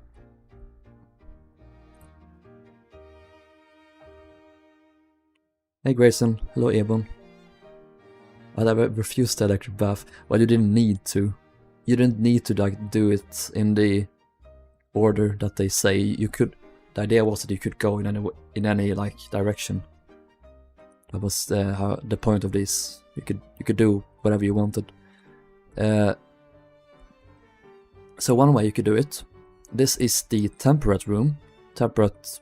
Temperature. So you would go in here. This is like a sauna. This is the hot room or the steam room. Really hot. Then you would go in here, cool off a bit, and then you would go here and cool down. Really, this is the cooling room. Or you would go into the pool and yeah, cool down properly. I believe you would shampoo yourself before all this. I could be wrong though. Maybe that's after, to wash off all your sweat. I'm not sure. Yeah, this is a temperate room. This is not correct paneling. This was what they did on Britannic, or more like what they did on Britannic. Honestly, I'm getting SS Oceanic staircase tiles from these. I don't know what it is. Titanic's ones would have likely been much more white, so. Titanic Adventure Shadow Time stream. Yes, we should do that. Troy save on giving me the Titanic shampoo treatment. Trying to get Rilo to get Titanic Adventure Shadow Time for years. You will have to keep trying, my friend. Iron Lung for Titanic. Oh, I watched Iron Lung the other day. I really liked it. Markiplier's movie. Really good. And it's like a little partitioned off section of the temperate room in here. You could also go the other way around. You could start with the cool room, relax a bit, chill, and then you would progressively go into the warm rooms. It's all up to you. Then in here, there are watertight doors. These were the doors I talked about earlier. Although there appear to be two going up, so there should have been two deck plates on the deck above. Unless these were connected in real life, I'm not sure. Yeah, nothing much here.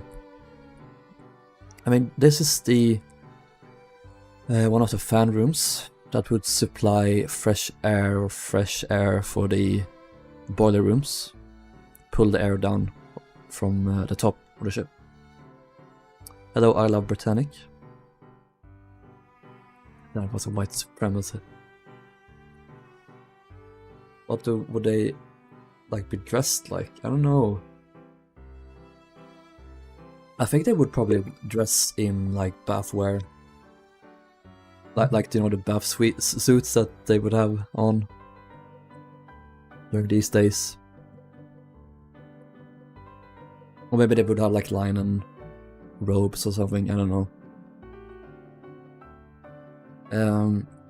There's a little bathroom, I'm pretty sure. Or a toilet. And here is the swimming pool. Alex, you said before that the dining room was the worst public room on the ship. I disagree. It's this one. By far. It's really boring. It gives off Soviet era swimming pool, like abandoned Chernobyl swimming pool almost. I really do think that they should have added paneling. They did eventually add paneling on Olympic and Britannic. Olympic got some very simple paneling. We don't know exactly how it looked, but yes, it was likely being quite simple.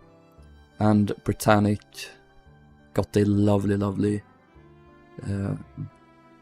palace-like marble fittings, which is beautiful. Titanic had the best swimming pool. Yes. It's not really a pool, it's a plunge bath. That's what they call it. You can swim lengths, but it's so small. In that regard, the Imperator class was much better. And then they had the changing stalls here, as well as 2 needle showers. That's what these are called. Needle showers. It sounds horrible, but I don't know why they would call that. Yeah. Seat. I love sitting. Preferably on someone's face. Anyway. What's this? Oh. What was like a circle is I wonder why they had this in here, because this is already water. Anyway. That's about it for first class. So we will now check out second class, my personal favorite class on the ship. I will go all the way up to the sea deck. Here.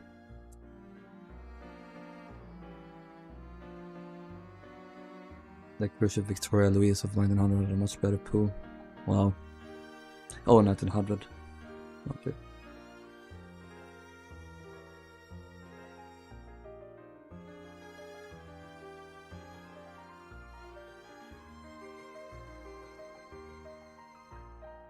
Second. What about the squash court? I mean, that is simple, like for a reason. You can't really make it too elaborate. Swimming pools, you want to create a cozy atmosphere, right? It's attached to the spa, so you should make it cute. Oh, that's so nice, Alex. Yeah. Second class. We leave first class, enter second. We've been streaming for almost 2 hours. We want to visit the squash court. Shit. I think it's so funny that you guys talked about the squash court, and I just didn't pick up at all on why you talked about it. Luckily it didn't take as long this time to load in.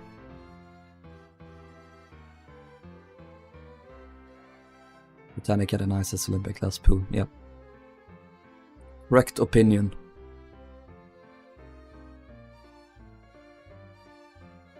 Need to go down to D deck.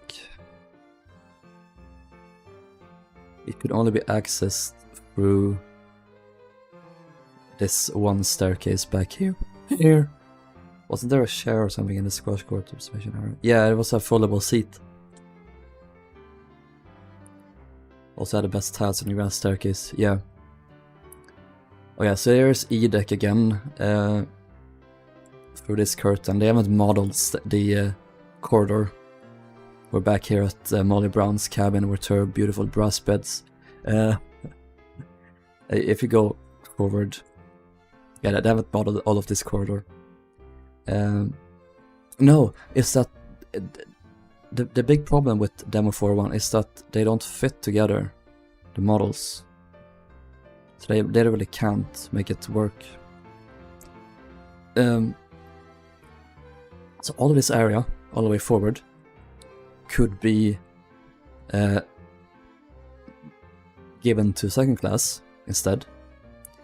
So they had these boss with gates to separate first and second class if needed, because this was always only for first, and there are some only first class cabins here too.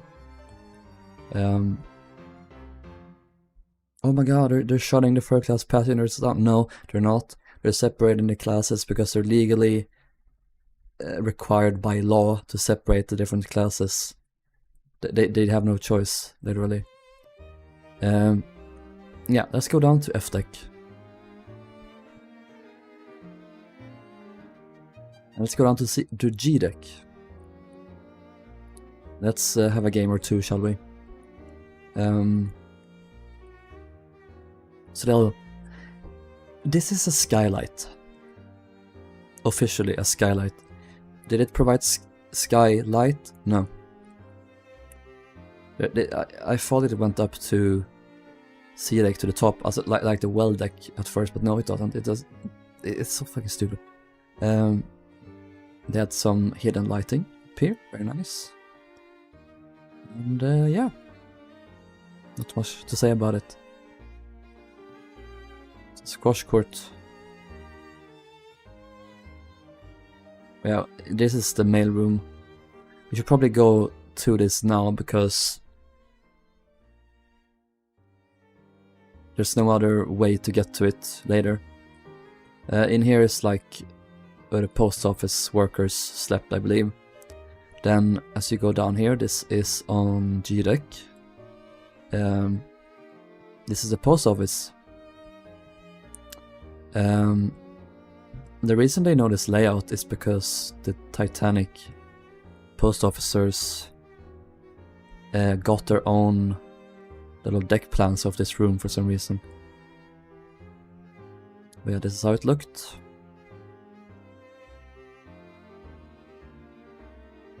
Very simply paneled. And then down here is the mail room. They were kept in bags. I'm not sure if they would have been transported exact this way, but yeah, this is where the mail was. The poor mail workers, when the ship struck the iceberg, they hauled all the mail up this ladder, and then up that ladder. So like they put in so much effort, and the ship sank anyway. I believe the post office workers, some of them did survive. I'm pretty sure. I'm not entirely sure. Yeah, I finally found it, Tony. Third class unskilled laborers, poor people. That huge bow deck house seems to hold all the crew, since there's 0 portholes on our entire forward 2/4 of the hull. So there's no crew house in our bow hull. Yeah. On the Gothic, I assume you mean. Got it slightly inaccurate. There's nothing slightly about it, it's very inaccurate. Let's go up. So in here is the baggage hold. This is for first class, while the second class one was down here. These are wrong. They've admitted as much. They've recently, not recently, but later researched and found out that the baggage was kept in cages, more like organized than this, because when the passengers traveled on board, they could put on their baggage if they wanted it or not. If at any point during the voyage they wanted to access their baggage, they needed to clarify that, because then they would be put inside cages that would be easier to access, I assume. And that's the case on both of these decks. They're all like it. So no, they wouldn't have just put it around the room and then the nets around. It wasn't that jumbled around.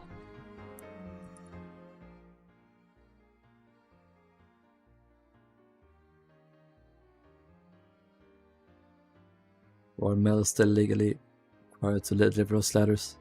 Yeah, they need to get on that. It's been 114 years now almost. They should get on it. Okay.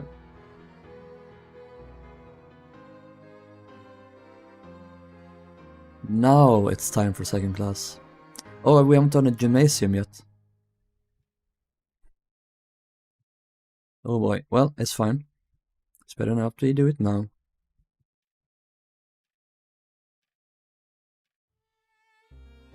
Yes, boat deck level the forward grand staircase. I don't think we were ever up here though. You walk out through these vestibules on the sides. There was also a piano here.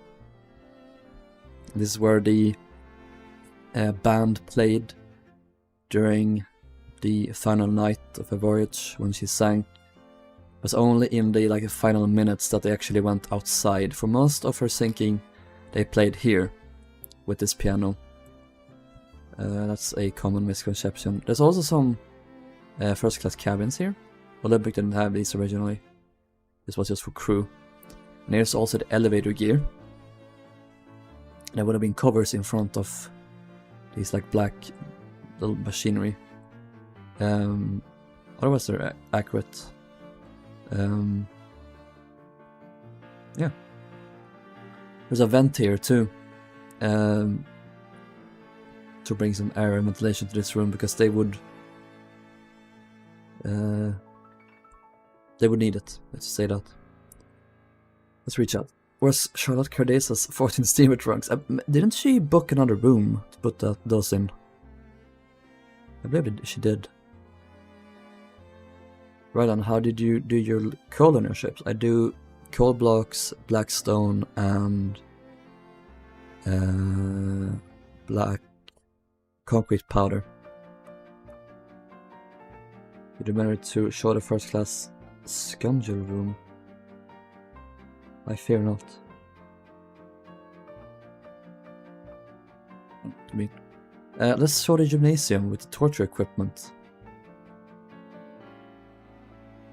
Gymnasium, ladies, 10 AM to 1 PM, gentlemen, 2 PM to 7 PM. Available for children from 1 PM to 3 PM only. The gymnasium is under the responsibility of Miss Thomas W. Macaulay, instructor.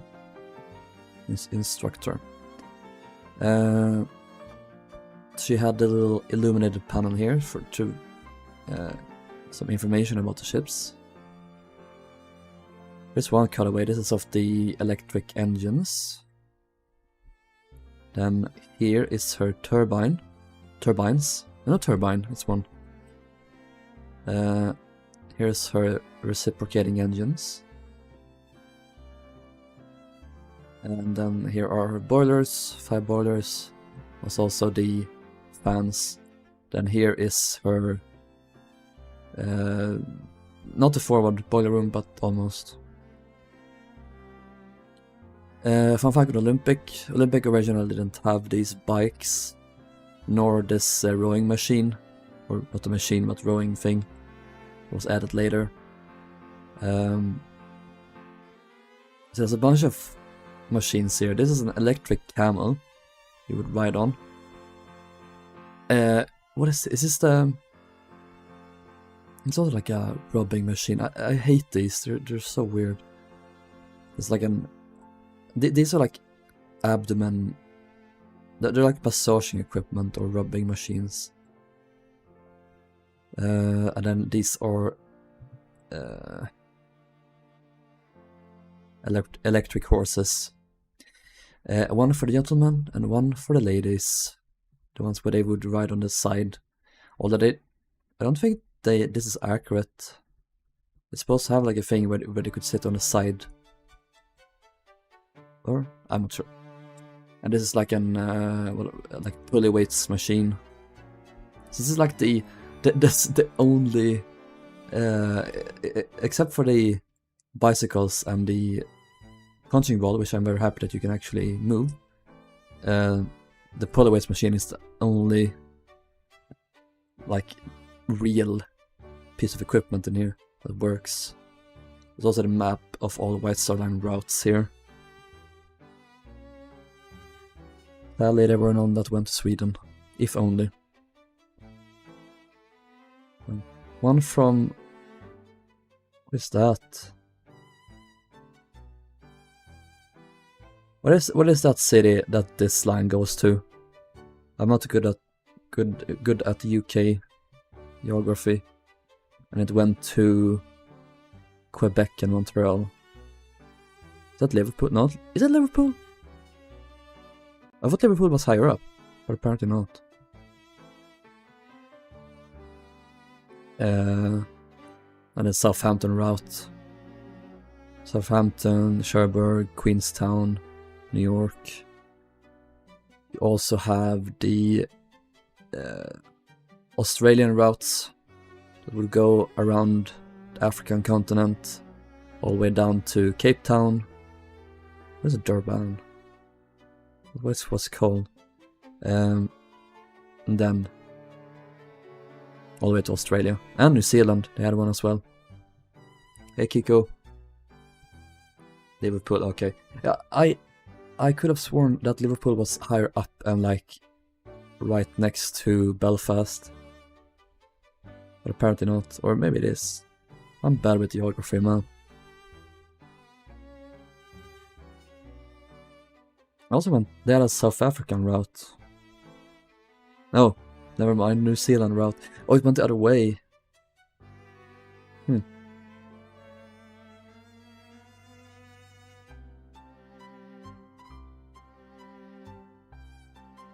Cool. So that is first class finished. Finally. Dot is a bit off, but that's around where Liverpool is, yeah. White Star's routes. Yeah, Titanic would only sail on the transatlantic route. She would not sail to like Australia. She was not built for that. She would have had to have much larger coal bunkers. I mean, she could have taken on coal during her many stops, but like, yeah, she was not meant for that.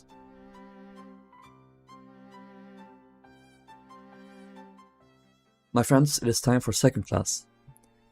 Just as we reach 2 hours in the stream, it's appropriate that we start with second class. So, I should probably go up first. It's the forward staircase. Let's go up to boat deck.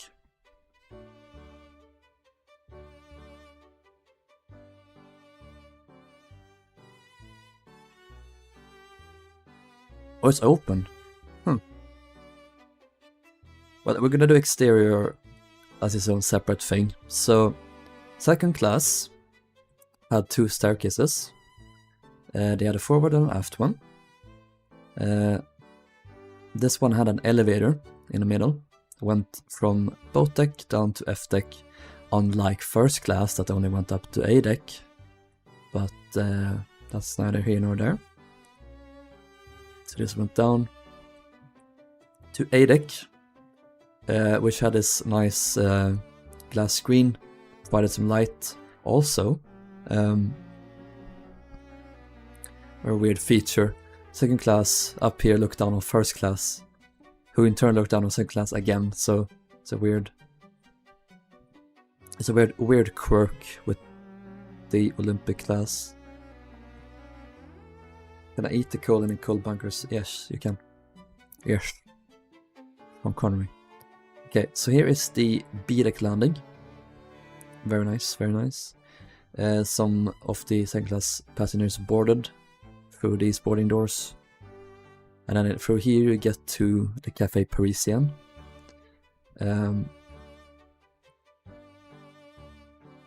Very nice. Here's my favorite room on the ship. This is a second class smoke room with these absolutely amazing linoleum tiles, fucking Minecraft tiles. I love them. I love this space, it's very cozy. I mean, I would never in my entire life be here more than like 5 minutes, because this would have been smelled like smoke, and I hate that smell. They have this cute little alcove here, some arches. These are like vents inside here, like lockers too. On this side they have a bar, and then here they have a lavatory for the men to piss out all of the drinks. I'd rather get a second class ticket than go to first and third class. Isn't it technically tour for tourists? Tourist class wasn't added until much later. It wasn't called tourist class during their introduction. Imagine one of the glazed terracotta blocks was that exact tile. Yeah, that would have been so funny. I personally prefer second class slightly more than first class. Same. I have a huge soft spot for second class. What is that? Why is that there? It's cute, but why? I wonder if that... No, it's notice board here. Huh. It's weird. Here's another weird design feature of the Olympic class. So there's a corridor here, which is nice. You could walk from one end of the deck to another. I would have personally moved this staircase forward a bit, so it connected with the smoke room, so you could walk directly into it, because as it is now, you would walk out on the deck and then into the smoke room, which is weird. And then you move it forward so you can walk around at the end instead. That would have been much better, in my opinion. But that probably would have been hard with the mast, so maybe they would have had to move the mast forward as well. Maybe that would have messed with Olympics' general profile, but that's also easily changed by removing the mast, because that looks nicer. But that's neither here nor there. That was the original design, to only have one mast.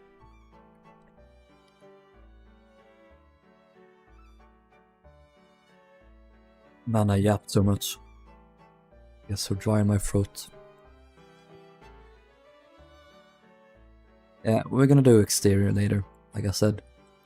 So this is the C deck landing of the aft staircase. This one just had a well in the middle. It did not have an elevator. This went down to F deck, from C deck to F deck. So it's a photograph taken here, roughly. For some reason, the aft second class staircase is my all-time favorite area. It's an interesting one. It wasn't originally here, I'm pretty sure. It might have been, but it didn't go up to C deck. Originally, the deck ended here and went all the way across, and this little deck house wasn't here. I think this deck went to here, maybe? I wanna say. And then you could walk across. But they added this later, which was good in my opinion. This room was a very good addition, but not the mast, maybe. Put your money where your mouth is. Build this improved Olympic class. In 2039, Titanic was peaked with covered well deck and extra space for the class. Yes. The well is so much nicer than the elevator. Makes the staircase feel more open. True. I agree with that. But elevators are nice for the disabled, the handicapped people. But they did not give a shit about the handicapped people of 1912, sadly. The elevators were not for them, they were for the rich, spoiled twats, so they didn't want to walk up all the steps. If you... yeah. Let's go down to C deck? Yeah, this is C deck. So this is not exterior, this is technically inside. So this is the second class C deck enclosed promenade. Very nice to have this little enclosed section for second class as well. No, second class had never had an enclosed section before, so this is a nice change. They would also board through these entrances.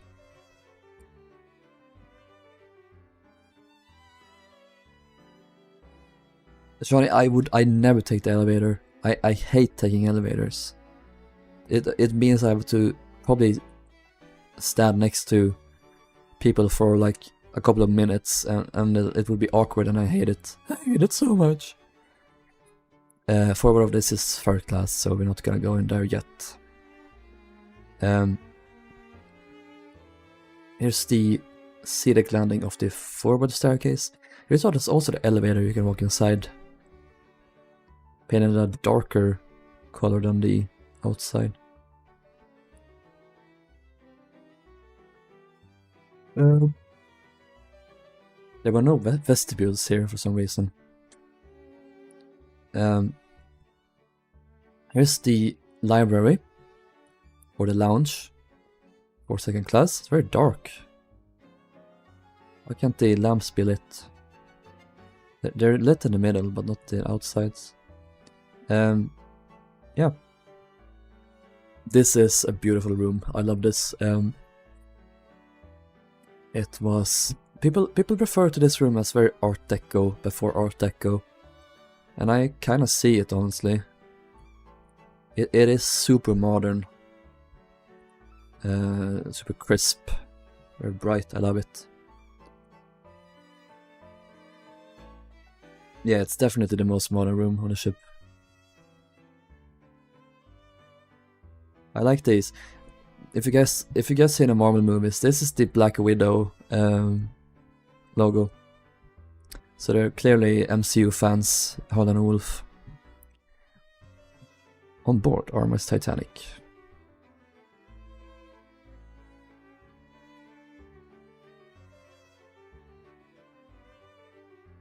The colonial style, oh. Nice, I love colonialism. Anyway. This is the most Titanic. This is the most Olympic class feature. So we have the aft sea deck landing, aft staircase, and the mast here. That's fair, understandable. They needed to go further into the ship to make it more stable. Okay, how about we put the doors on the sides, make it easier. You will come down the staircase here, and you walk straight in, or you come up or like above. Have another door here. No, we're gonna have a door behind the mast.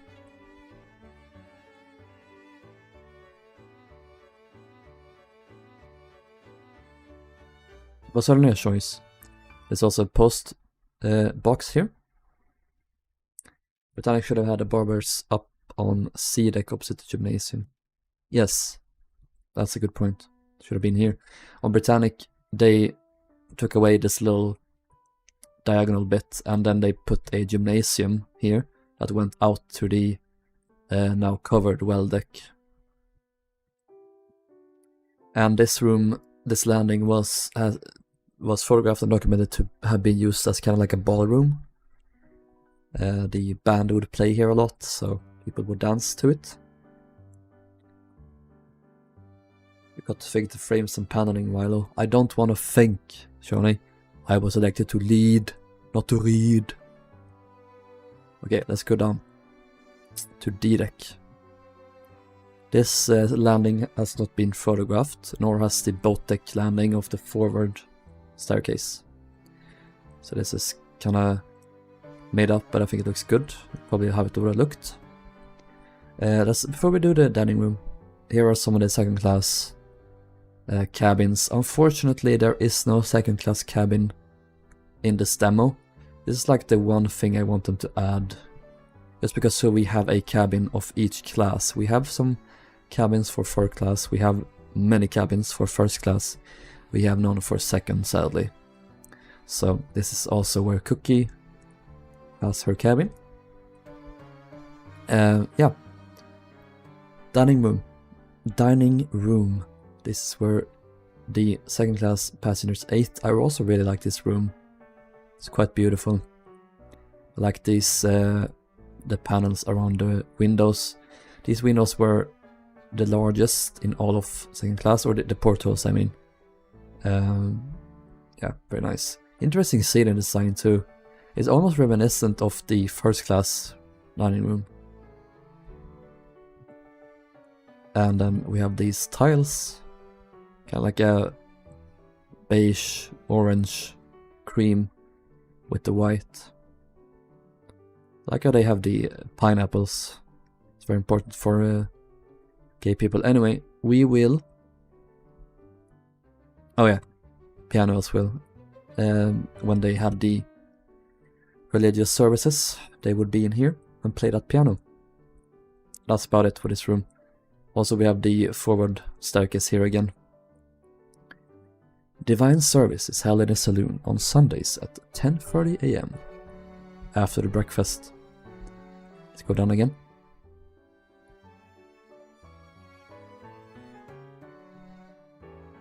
I'd have chosen either C90 or C83. Yeah, I heard that, Rilo. I bet you did, Grayson. You hear what you want to hear. So here we are on the E deck landing. This is another entrance. Unlike one of these gangway planks, I think they're called. So you could have a tender dock right next to it, then you would have this be lowered down. Here is the assistant steward, I want to say, or assistant purser. This was the guy that took care of second class inquiries. Chief second class steward. Okay, almost right. Yeah, that's where we went to if you had any question. Then through here, there's supposed to be a door, or open, so the watertight door leads to the barbershop and more second class cabins. Here's an illuminated panel again with the routes, which is pretty cool. Go through here? Yes. They haven't added this corridor. So here is the aft staircase again, with the second class purser's office or enquiry office, I don't know which one, probably both. Would have some brochures here, and yeah, it would make inquiries. It was where they boarded at Sherba Queenstown. That might be true, yeah, I think so, because it was so low down. Nomadic would have probably, and traffic, no, Nomadic would have been the most optimal place to board the passengers. Let's go down to F deck and real quick just show how it looked. F deck just had cabins upon cabins for the passengers. Not much to say. I don't think you can go down F deck with the forward staircase. No, they sectioned it off. Sectioned it off with this wire. Okay. So, what do we do now? Well, we move on to third class, which is quite nice on the ship, even though I do think that Lusitania and Mauritania's third class was better. And yeah, I've spoken. Let's go aft all the way. We'll begin with the stern and then go forward.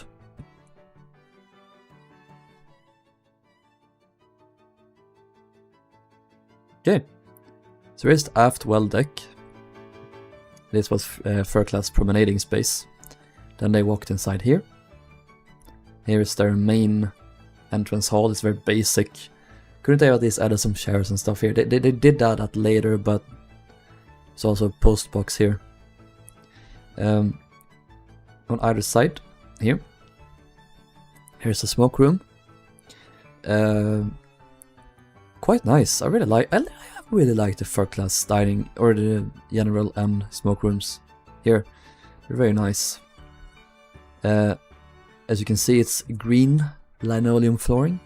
It has been discovered that it was brown, so that will change. American line. Let's check all the ships here. This is the New York. We love the New York.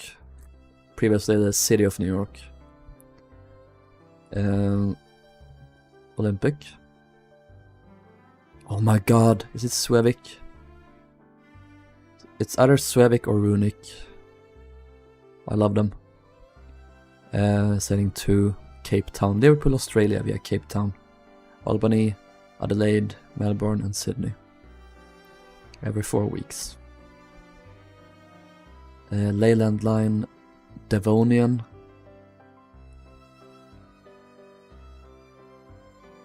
Leyland Line was the ones that owned the Californian.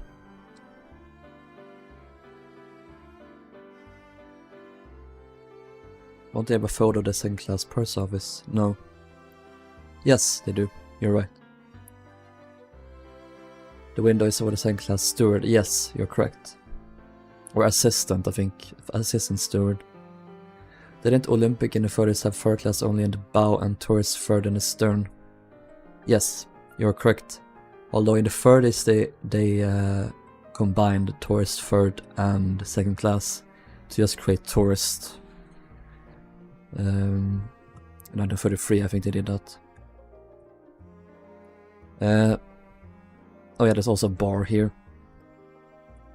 Serve the third class passengers. They had access to beer and tea and stuff.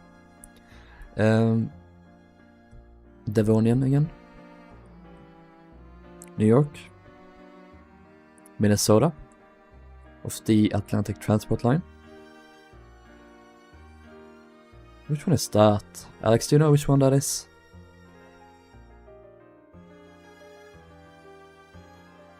Brown tiles are a red flag, yeah, I don't like them. I love what THG has said they're making Titanic Atlas. Yeah, that's gonna be really cool. What's Titanic Atlas? It's basically like THG Wikipedia. You have like, if you know about Project Vaterland, it's the same like that. Kronland. Okay.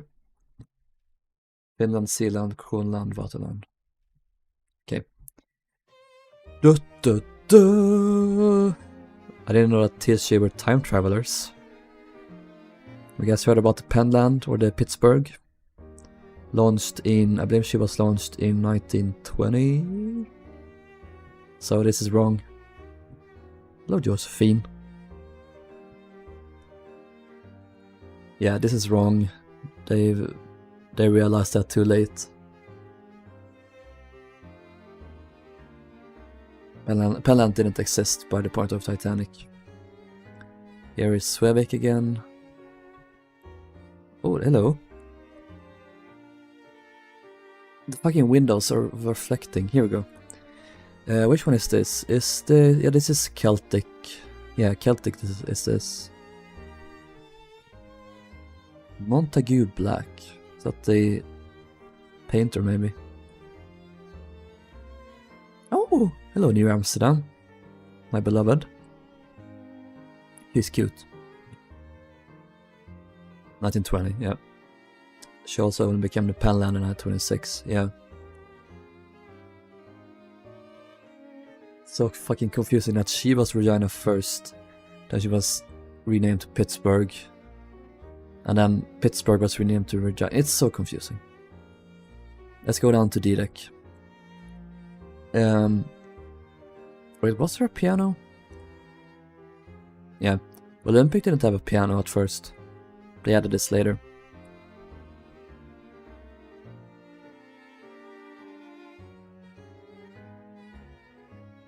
Remember that there is a Survivor account about the third-class women sat at a piano. Yeah, that's so sad. Breaks my heart. Yeah, this is the main third-class staircase. Leads down to F-deck, nor G-deck even, I think. Some water fountains.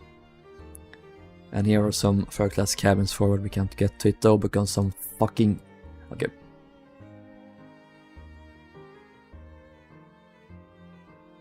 Here's E-deck. We have a pantry. Those potato sacks. I haven't found a single potato yet. I have some natural light for the hatches here, which is very nice. But they would have been covered when they were out at sea though.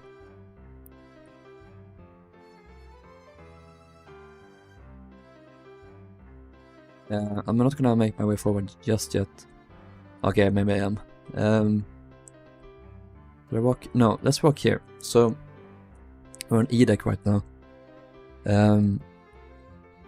Third class was able to... They had a stern. On E-deck, they were able to make their way aft through the Scotland Road. Here's the stairs to the third class standing room. We'll get to that in a bit.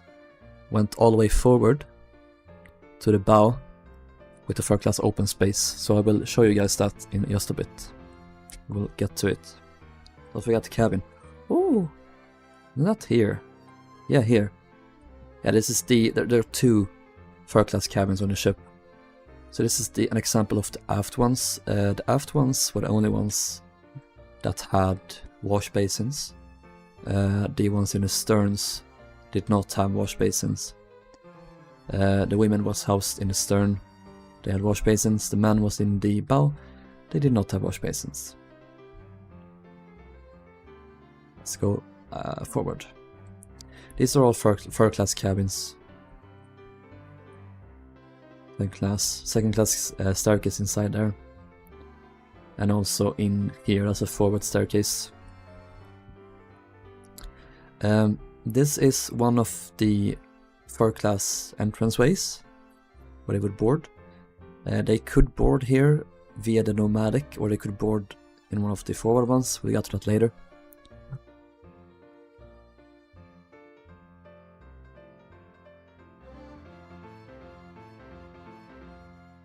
Titanic gathered wash basin. Yeah, it was a real upgrade in that regard.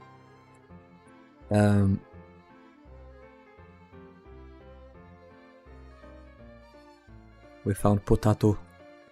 Here's the potato room inside there. It's closed, sadly. And then that staircase leads to the galley up on the deck. This hoist leads down into the food stores, and so does that staircase. So just so you know. Let's head further aft. This is mostly just crew areas. I believe here was where they house the restaurant staff. And now they're playing Near My God Today just because I said that, because they all died. Oh yeah, here too was the engineers for this door. Here's the turbine room. We'll get to that in a bit.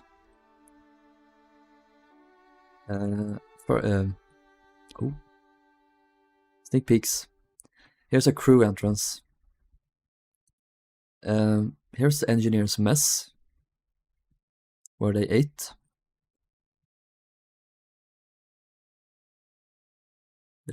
Music died.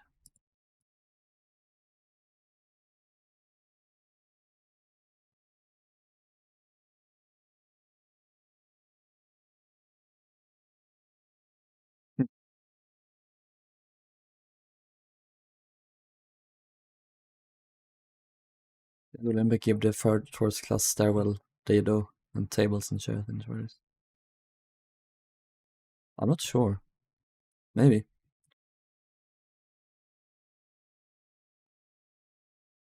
Like quite clean for a mess. You cheeky boy.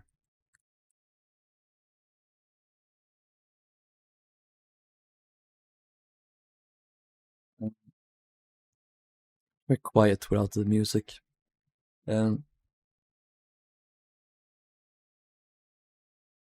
Superior stewards. So yeah, this is the main part of Scotland Road.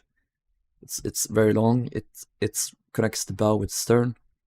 There would have been a lot more pipes in the ceiling, and there wouldn't have been paneled walls. They would have all been steel. They have made a model for that, but who knows when that will be seen by us. Let's go forward.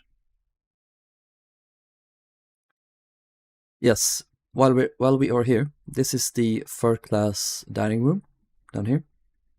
At least that one song isn't playing. It's been a while now since you heard it. This was much nicer in Lusitania and Mauritania, I gotta say. And on the Big Four, they had paneled dining rooms. I don't know why they couldn't cough up a little bit more money and panel these rooms, but here we are. Any more ships here? Minnesota, Devonian. Oh, it's this one. Good to see. Atlantic Transport Line. Atlantic Transport Line.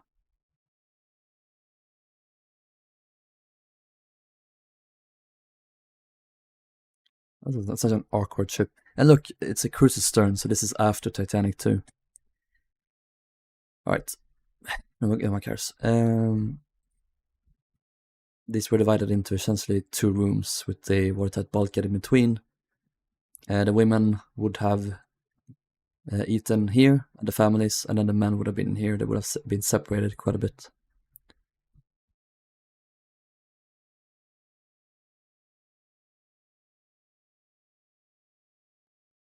Yeah, let's go forward again. Minnehaha. Haha. Here's some crew quarters. Here's their laboratory, where they wash their balls. And also, second class stewards is in here. This is how their accommodations looked. It's absolutely fucking horrible, but it would have been appreciated after a long day of work. It's another lavatory here. You can actually walk inside.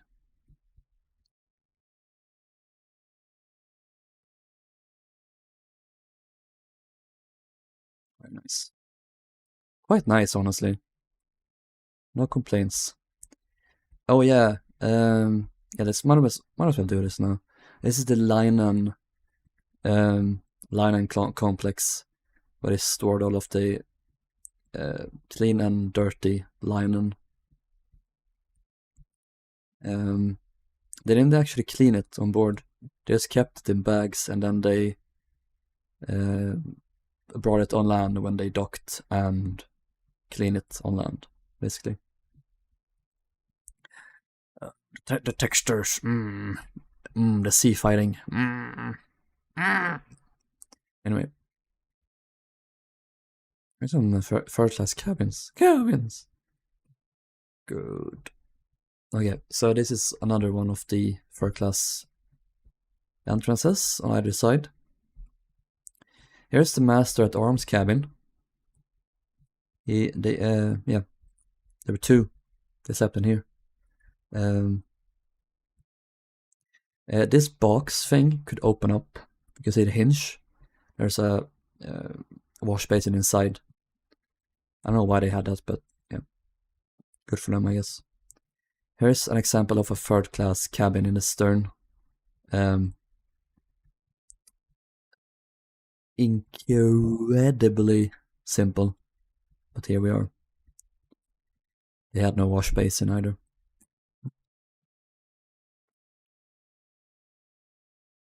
How do you pronounce linen? Linen. Linen is probably how I say it.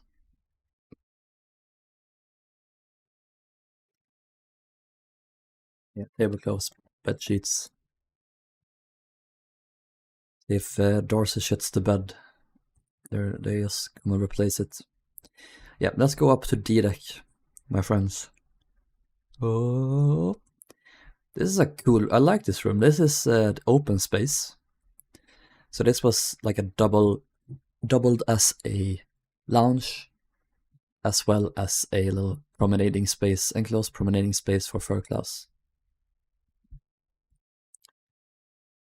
Yeah, quite nice. There's the routes here again. This box is a bar to serve the passengers. Yeah, this is where they partied in Cameron's movie. Although if they would have partied on these like wooden plank things, they would definitely fall down all the way down to the cargo hold and break their legs. Then these staircases led down up to the forward well deck, but they haven't included the well deck in this. Why are these doors so small? That looks so wrong. They haven't included them here because it doesn't fit fully, so sad, but it is what it is. And forward here again, we have more cabins and then another staircase up to the open space. And then this goes down to like F deck or G deck, more cabins. I believe this we can actually go down. Yeah, we can. F deck cabins. This goes down to G deck. Music just ended.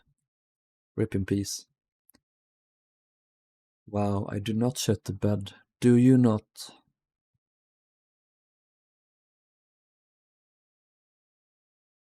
That's pretty much all of third class done. I guess we'll do the crew before we do the machinery spaces. So let's go down here, or up here rather. Were there any stairways on G deck? Yes, there were. The ports look so low, but it's just because D deck is kind of normal height. Yeah, that's true. I should have Adriatic done by the next stream for you, master. Very good, my loyal apprentice. This staircase went down to E deck, where the seamen were housed. That's where I would be spending my time. Anyway, let's start with the crow's nest. This is a fun feature that they added.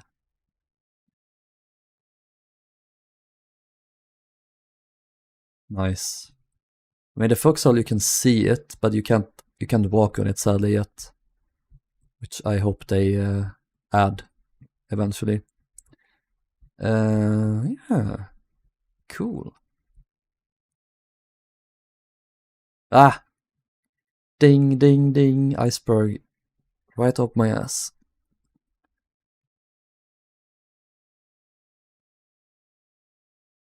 To access this, you have this little crew walkways here. This is out to well deck, and then you have this staircase, or yeah, staircase up through the mast. It's hollow.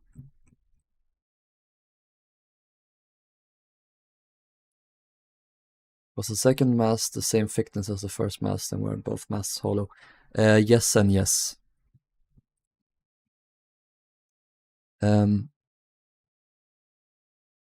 So we can begin here. This is the crew galley.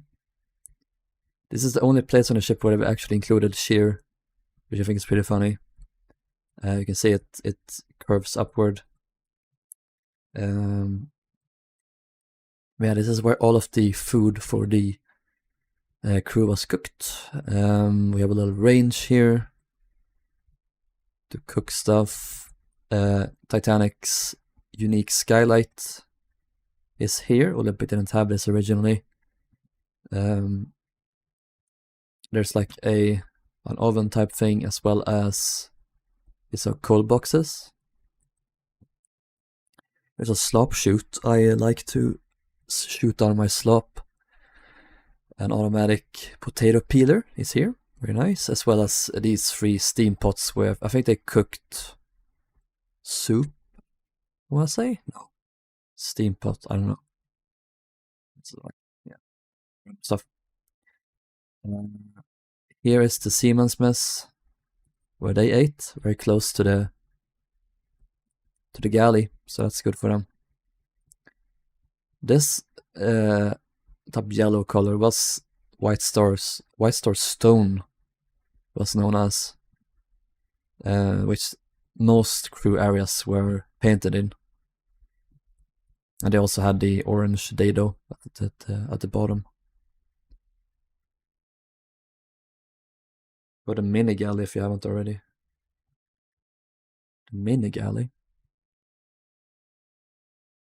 I mean, I assume you mean this one. I'm going to have to find the off-white color that teaches us for the crew galley and Siemens mess. Something off-white about this.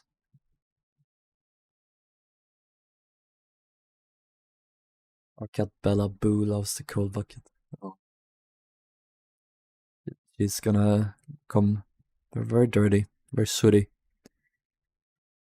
Here's cargo hatch number 1. I don't want to get too close because I will fall down there and I will break all but one of my leg.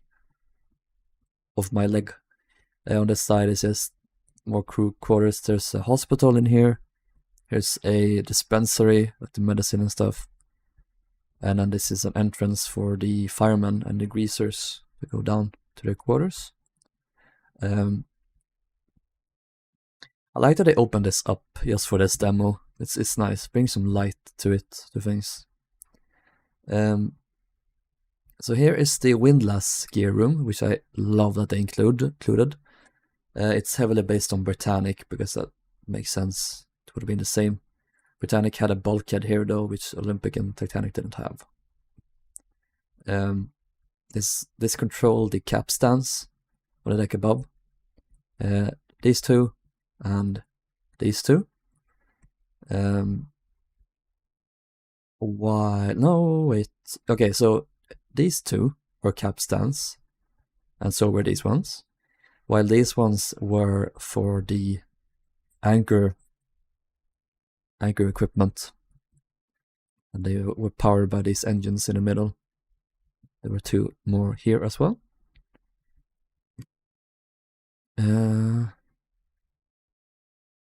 Very clever to like connect these. I think they could be disconnected so they weren't always active at the same time too.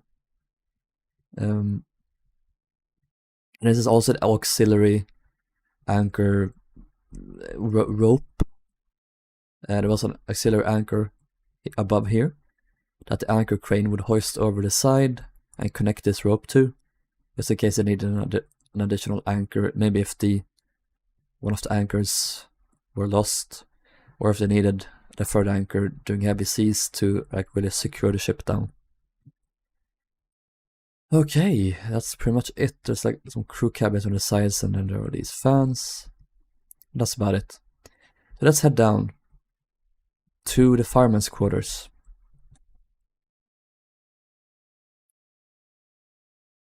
Imagine eating in there with the shear, it's so annoying. Yeah, that's why they had the borders around the tables. Third class, fireman's quarters. They were in here. I thought they opened. I think it's on the deck below. Oh,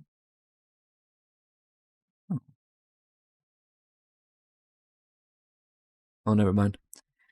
Yes, let's go down. They have. This is fun. The fireman asked White Star on Olympic that they add a drinking fountain here on this deck, I believe. And then they discovered while they hopped on Titanic that Thomas Andrews himself had suggested and added this. So I love that Andrews was he respected those that worked under him, and he wanted the best for them. That's why I love Thomas Andrews so much. You can see the shear. The door is diagonal almost, it looks like, but it's straight up. Is there anything here? Yes. So this is, I think it's firemen or the greasers. I can't be sure exactly. Again, very Spartan, but would have been nice. Ooh, you're right. So down here. Here's the anchor gear room. Can't walk down there, but yeah. The anchor chain locker, that's what it's called. Okay, I made it up. That's good. Let's head out again.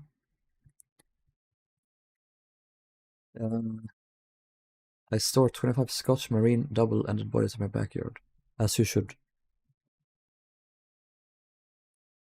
What? Wait, is it on like below? Yeah. F deck. I think this is the fireman's quarters. At least these were partitioned up a bit more, which is nice.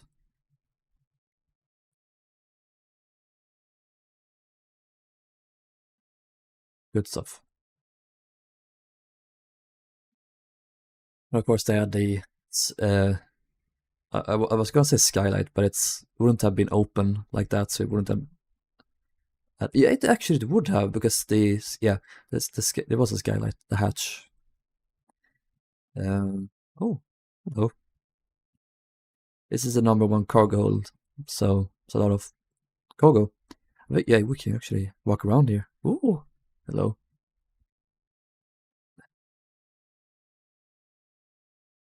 Little maze thing.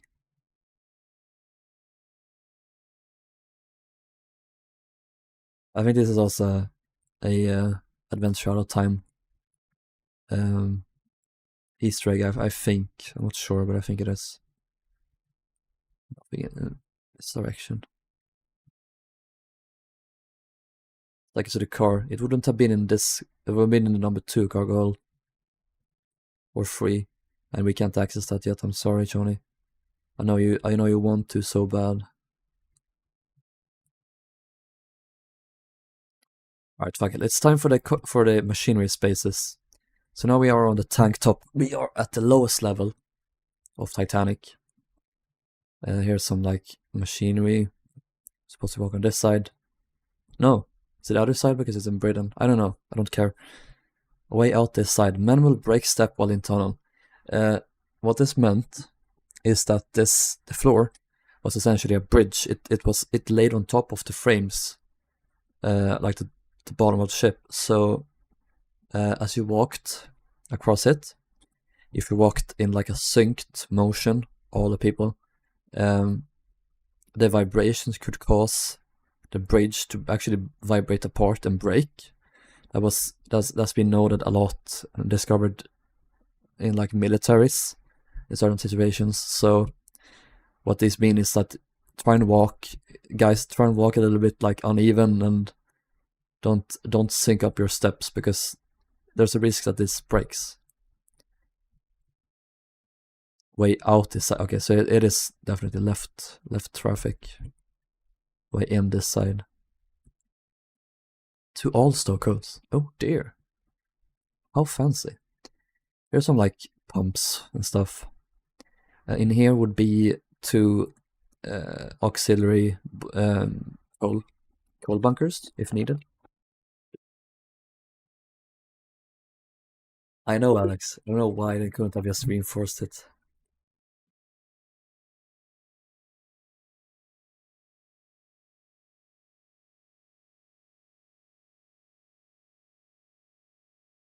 Happy birthday, Tori. Happy late birthday. Where they just fill in between the I don't know. It's stupid. Well, it's not on the frames because the tank top, or not the tank top.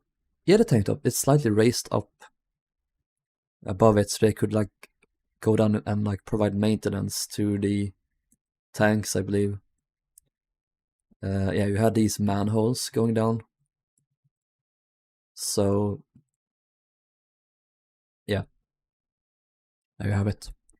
Here's a boiler room number 6. This is the most forward one. Since the hull started to curve in, there was only place enough for 4 boilers in this one. These ones were double-ended, and yeah, they're a boiler room. I don't know what else to say. They had the coal bunkers surrounding them. Not much you can see here. Let's see here if I can make my way up into the trimming space. I think I can. Oop. Can I? I go under here.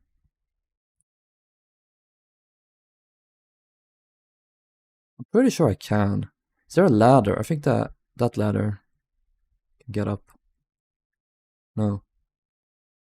How the hell did we get up here? Maybe it's the other one? Go here. Can't see anything. Ironically, you guys can see better than me. I'm looking at the stream. What about in here? Oh yeah, here we go. Like a coal slide. Okay. Here we go. So these were known as a trimming space. They could load up a bunch of additional coal up here if needed. Basically, if the ship was slightly listing to one side, they could just move coal from one side to the other Yeah, that's the idea. Can I hop down here? Also, the lanterns probably wouldn't have been here. The crew would have carried their own lanterns with them. And can you go into the next boiler? I don't think. Oh, you can. Huh. So this is number 5, with who actually has 5 boilers next to each other.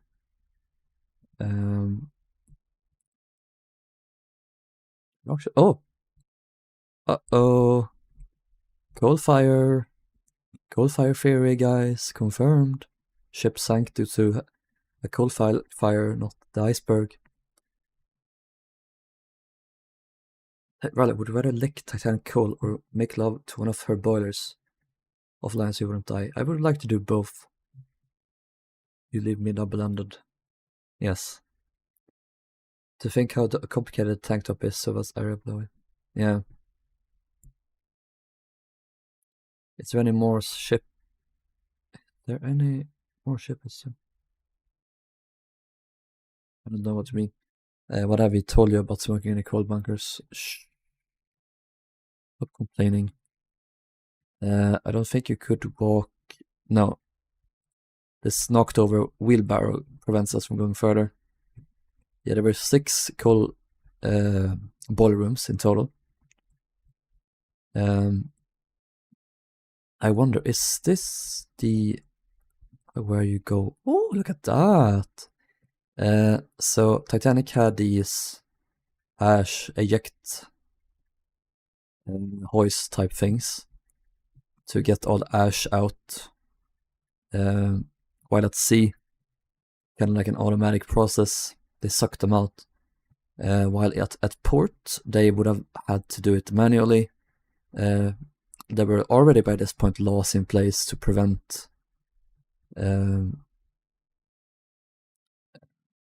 steamships from just throwing coal into the water, like the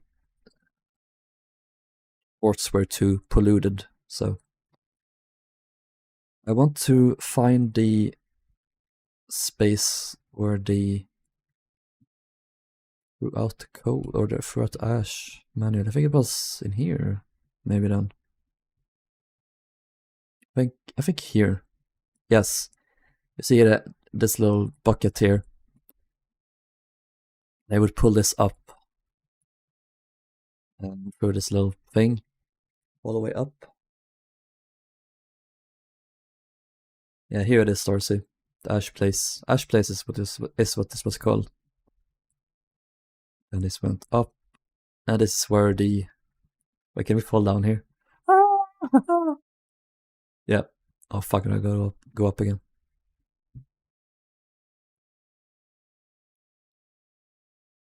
Yeah, I would have died being a stalker. Yeah.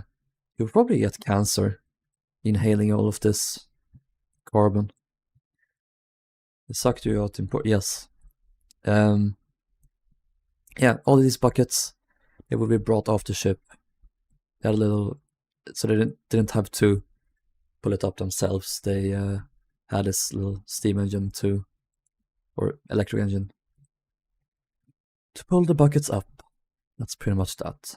Said, oh no, I want to do it the fun way. Woo-hoo. Like, want to run in a circle. Okay, let's make our way up from here. So we can follow these uptakes up where the steam, or not steam, well, the steam through that pipe, but also the smoke was exhaled. Can walk behind these. We could also walk up here. This is out to Scotland Road that we saw previously. I shouldn't have clicked this. Okay, it's fine. Yeah, we're back here now. They had these emergency escape doors. I don't know, fuck she would be if she ran out of coal. Yeah, that would be a bad time.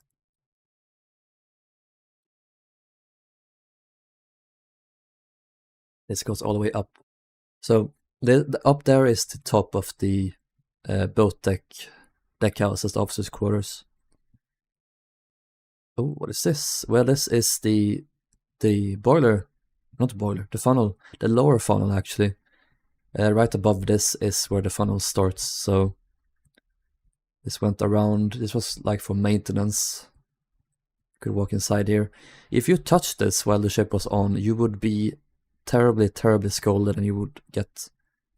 You would look like Two-Face basically. So not a good time. Oh, I should make my way out again. Wait, let's go to E-deck. Leg top deck. Yes. If I ate it all, as you should. Keep eating, Alex. Okay, it's time for the engine rooms.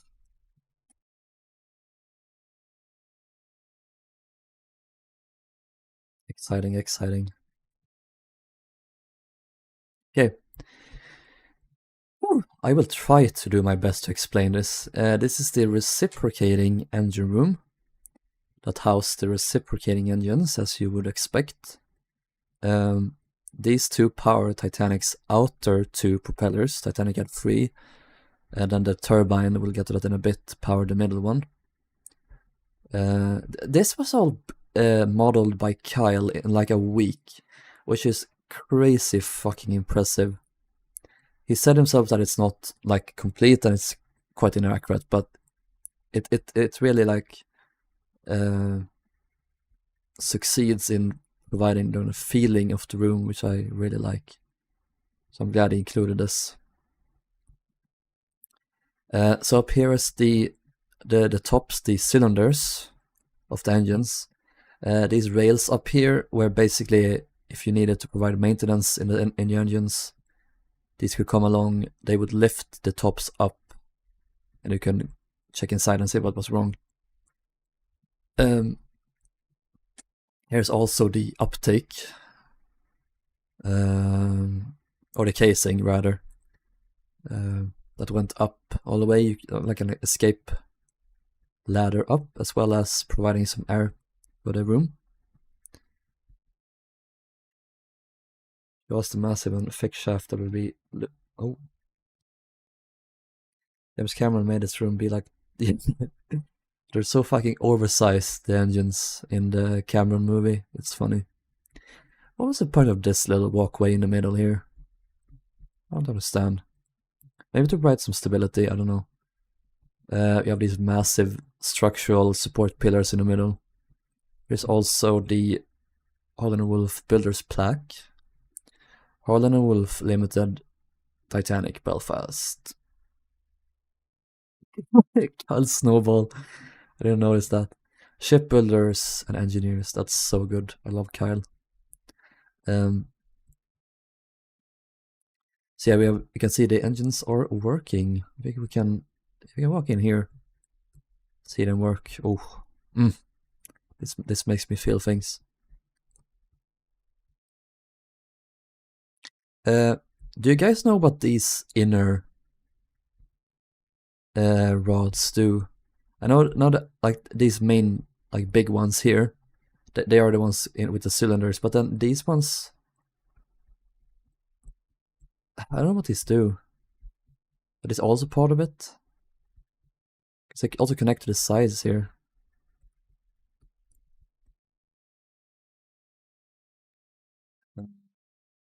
No engine ost, sorry. Take her to see, Mr. Murdoch. Let's stretch her legs. Please stretch my legs, Daddy. That went around. The inconspicuous paint bucket, whatever this is. To control the steam intake and output. Oh. Yes, Peter, I've seen it looks really cool. Here is the reversing engines. If you wanted to run the ship back, you would, yeah. Oh yeah, that's true, they connected to these, so probably, yeah. I don't know how this works.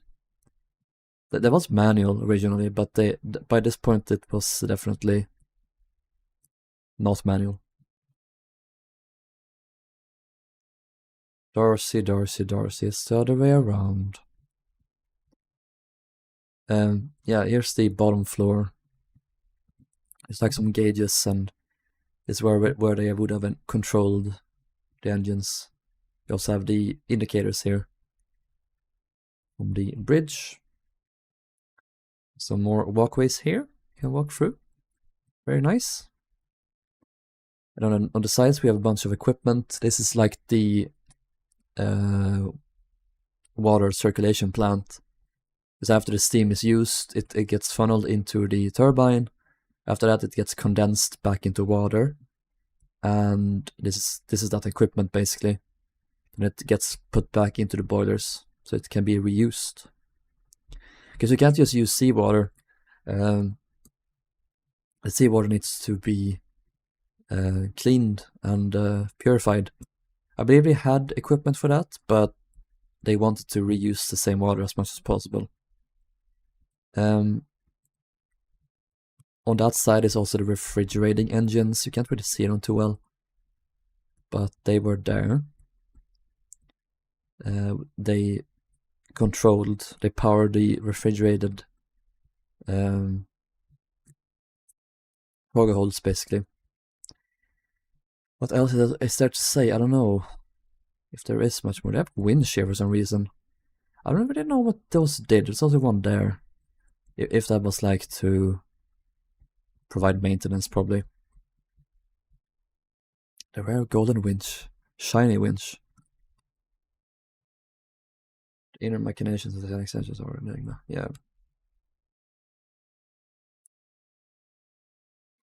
So here's the turbine engine. Sadly, we can't really see much of this. We can walk up here a bit first.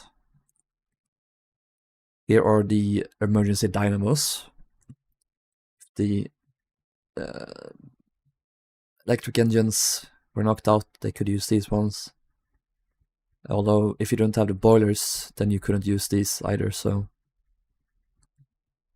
that's why they added the batteries to Britannic and Olympic. Yeah, we can't go further than this, sadly. There is the turbine engine. It's kind of hard to see, but it's this thing here, white in the middle. Goes back to the middle propeller. On this side here are the condensers that turns the steam back into water. And then here are the steam comes from the reciprocating engines. You can choose to either funnel the steam into the condensers or to have it go directly into, or the other way around, if you wanted to go into the turbine or the condensers, depending on if you want to run the middle propeller or not. That's all I know. So much japping, guys.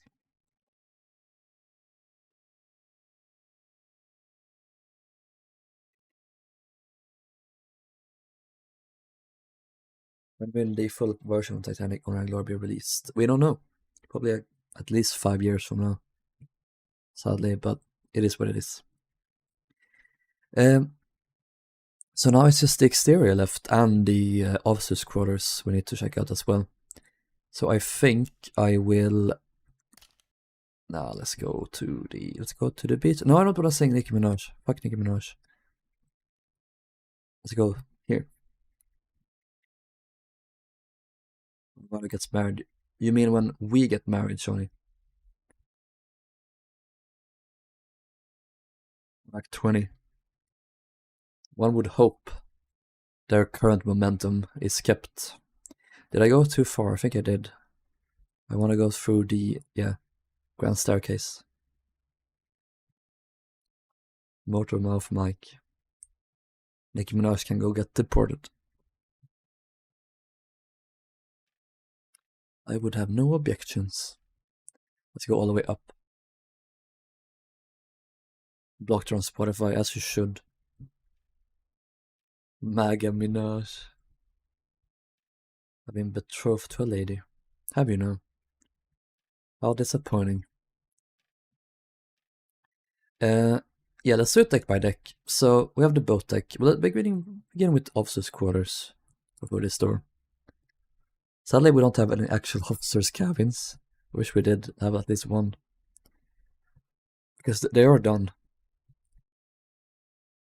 It's cool water piping plan.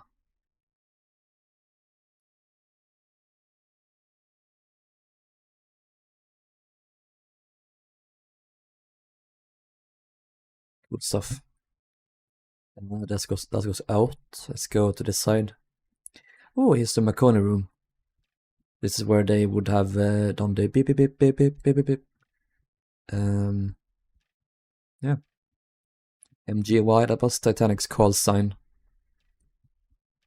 They would say CQD, CQD, SOS, MGY.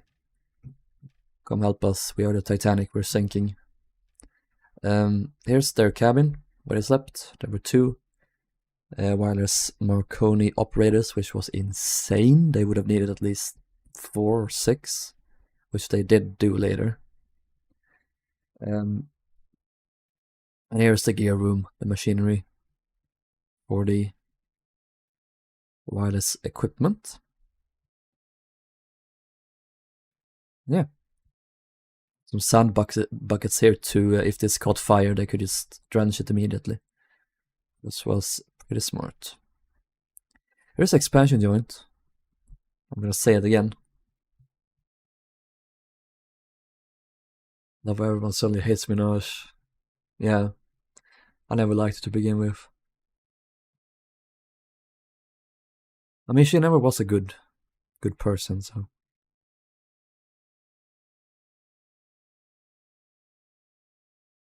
Rilo, when did you know during filming of the Two Towers that we, I might have heard that once or twice or 3 billion times. I'll let a political shout face. This time it wasn't me that started it. You guys started it.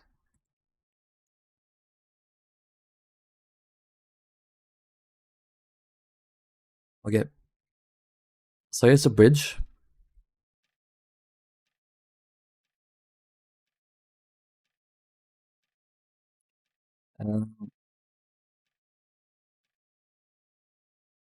We're outside now. The exterior, boat deck. Here, please don't talk about politics. Not now. I wanna be in on it too, and I'm trying to tour a ship, guys. Yeah, it's the bridge. It's the outside section. This is what Holden Wolf always did. Exterior bridge plus a wheelhouse. Here's where they steer the ship while at sea, and here's where they steer the ship while in port. To get some more views.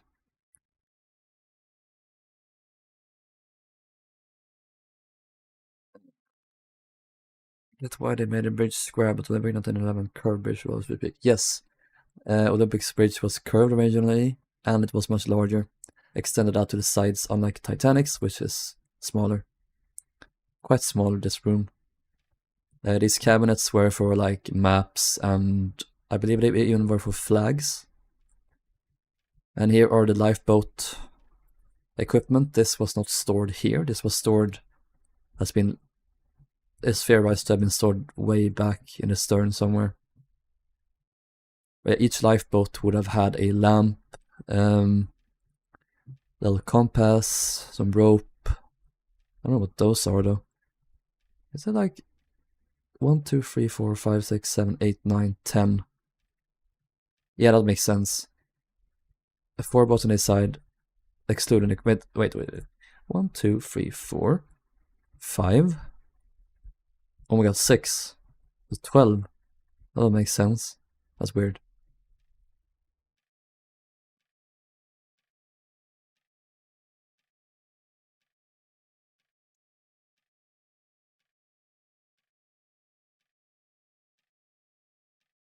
God, I can't keep up with chat.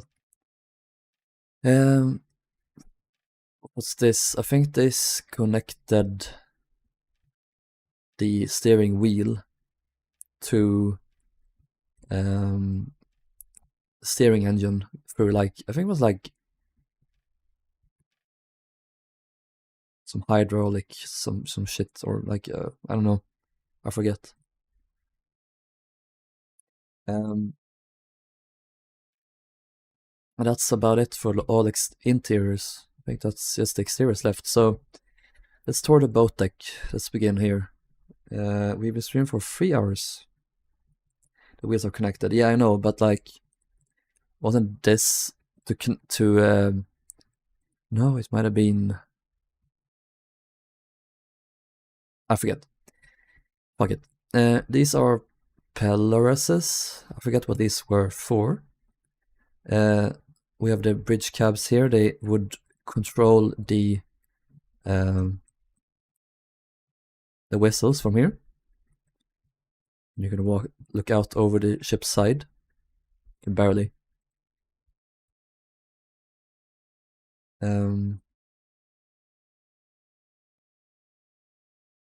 Here is the collapsible lifeboat, one of 4. There's one here, and then the same on the other side. The one that swung out, that would always be swung out, is the emergency lifeboat, the emergency cutter.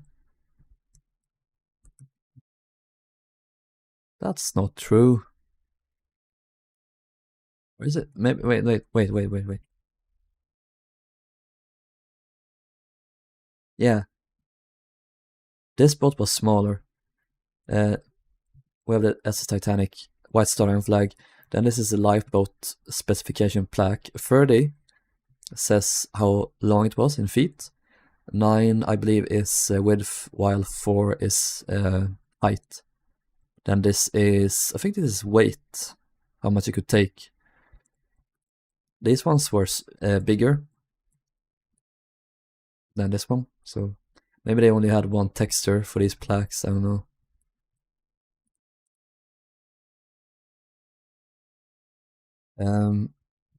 Let's go further aft. Honk honk, why didn't Titanic have any horns? I don't know.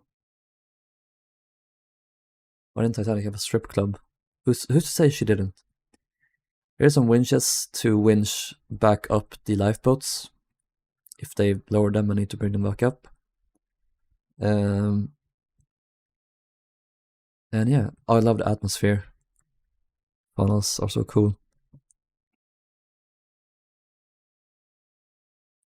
Here's the entrance into the first class grand staircase. Here they would put up like tennis courts to play, and there's a little recess space here, a little sheltered area. This is the raised section of the lounge and the reading and writing room.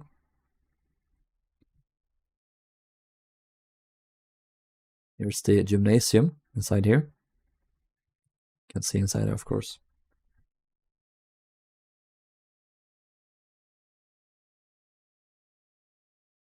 You see those gay footballers got engaged? Yes, I saw. So cute.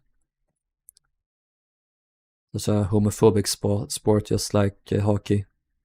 So it's nice when those things happen. That's why I love heated rivalries so much. Here's the compass platform. The reason it was here was because it's separated from metal on the ship, like the steel deck houses and stuff, to make the compass as reliable as possible, because it is affected by metal, like the magnetism of it. And on Olympics maiden voyage, kids would like hang off this and play, which was like, it sounds very fun, but the crew member was like, "Hey, knock it out." They couldn't. Poor kids. Here are some staircases leading down into the promenade deck. We will get to that soon. Inside here is the officers' mess where they ate.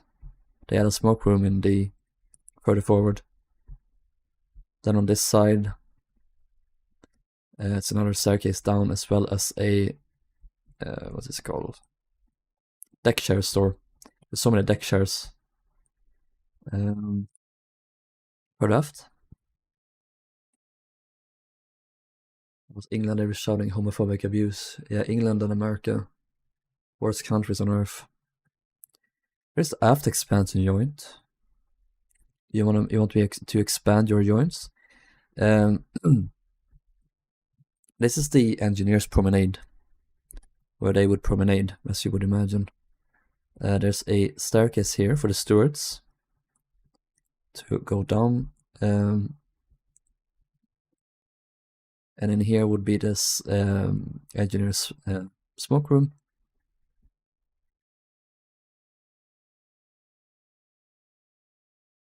Here.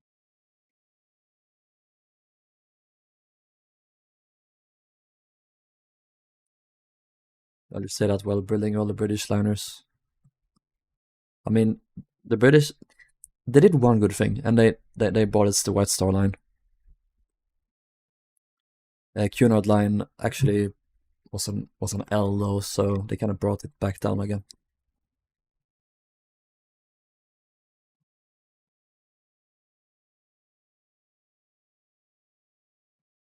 I literally just said expansion joint. Fuck you, Alex.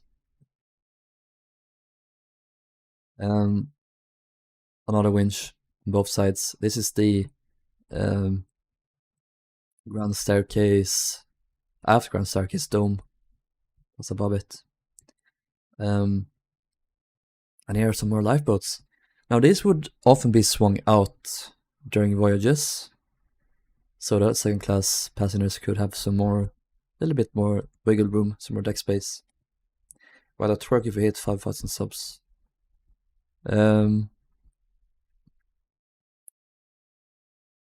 Sure. In game. It goes down again. This is for the crew to go all the way down to the galley, I think it is. Here's the kennels. Very simple, this one's really modeled, but Olympic didn't have a kennel. Like, she did technically in her F-deck, like third class galley, but that wasn't really proper. Titanic actually had a proper one up here on both decks, so they could be taken up on walks, which was nice.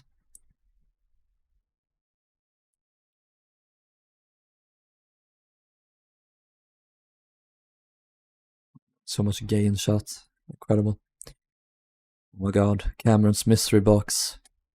What could it be? It's a water filter. Nice views. Nice deck views. Yeah, this section, I forgot to say, second class only after these signs here. So first class over there, engineers, second class. Yeah,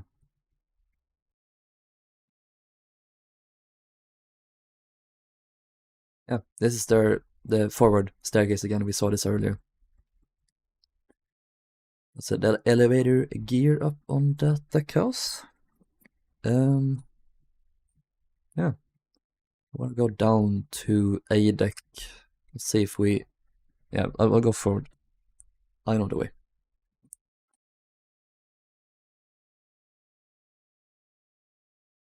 Whoop.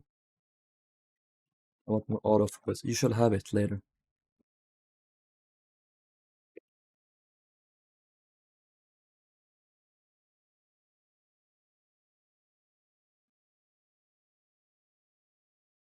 This is A deck. This is so RMS Adriatic core.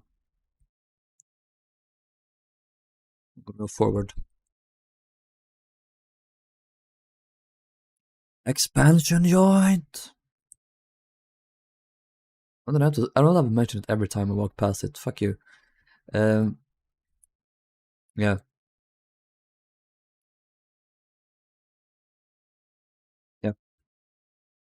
This goes up to boat deck and down to B deck. They haven't like have this open because it doesn't fit the models, so they've left it closed. This is like for the equipment underneath. This is like all of the what's it called? The wheel and the telemotors are connected with the steering engine and the engine rooms through that little box. Let's go aft. We have this here to prevent a wind tunnel from forming. In Titanic, of course, they got this enclosed promenade, while Olympic never got this promenade deck. Lots of promenading space and relaxing space. Notice, to secure the comfort of the passengers while they are asleep, the company respectfully urges that the early morning strollers will not pass forward of this sign. So you couldn't like bang your head on these windows and expose yourself early in the morning. You can do that later, but not during night.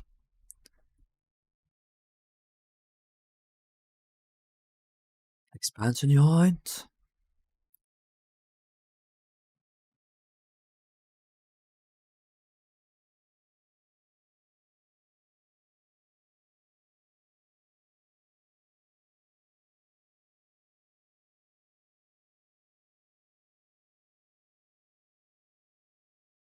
Then we let's go back.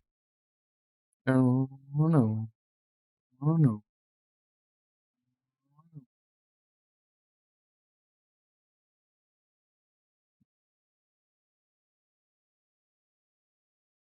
And red stern. Very nice. Here's two of the cargo cranes. These would put food into the food hatches here, number 4 hatches. You can enter the veranda cafes here. In here is a fan room, ventilating the spaces below. Here's the main mast again. This is wrong. It should like bulge out before it gets thinner. It did like this. It's like egg-shaped but stretched out. You can see that in photos at Harlan and Wolf. Okay, how do we easiest way get down? I think like we need to go in here.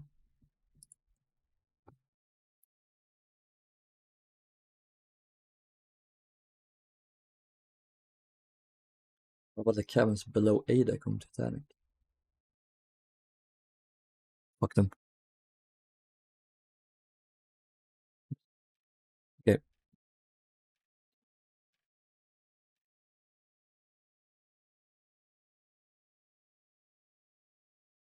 Oh.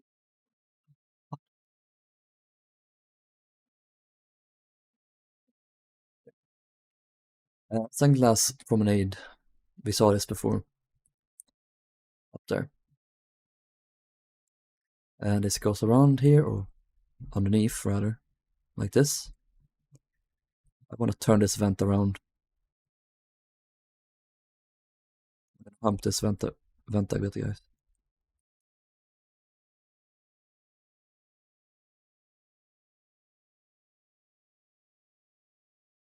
Okay, let's head down to the well deck, aft well deck.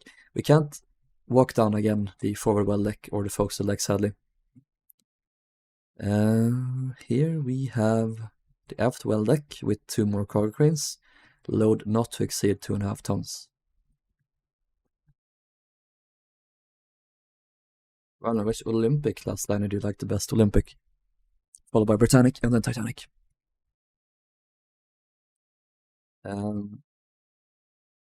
Rollers, vent, winch, support things for the cranes, hatches. This is number 5 and 6 hatches. Bollards, hose pipe, or scuppers, I forget what they're called. The third class got a tiny bit of sheltered space in the stern here, so that's good for them. We could also go up here to the poop deck. We're gonna have a bit of a shit later. We have 2 more cargo cranes to bring cargo down into this number 6 cargo hold. We have some capstans, lots of benches, and these are skylights for the steering engines. Here is an auxiliary little anchor. Doubt this would have done much, honestly. Here's the blue ensign. Le poop. Hello, Riley. You take a look at my magic stick. No, sorry, I need to do that. And here's a docking bridge. This is where they would dock. I love docking. It's called a docking bridge, but it was never really used. A more like accurate word would be the backup bridge or the auxiliary bridge, because this was never really used in port. I mean, there would always be a person stationed here, like a quartermaster, but they wouldn't really use it. There was no need to, because like a person could be here, sure, and coordinate, and they would have the phone here in this box to ring. Just like check. Okay, back it up a bit more. You just have the truck beep beep beep. But yeah, they wouldn't have needed to steer the ship from here.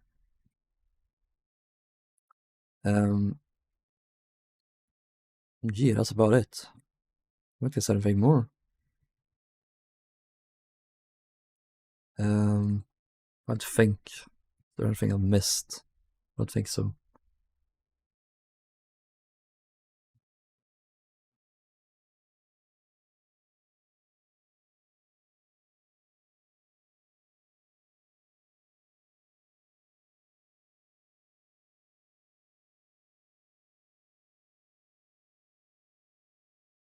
Yeah, no, I think this is all.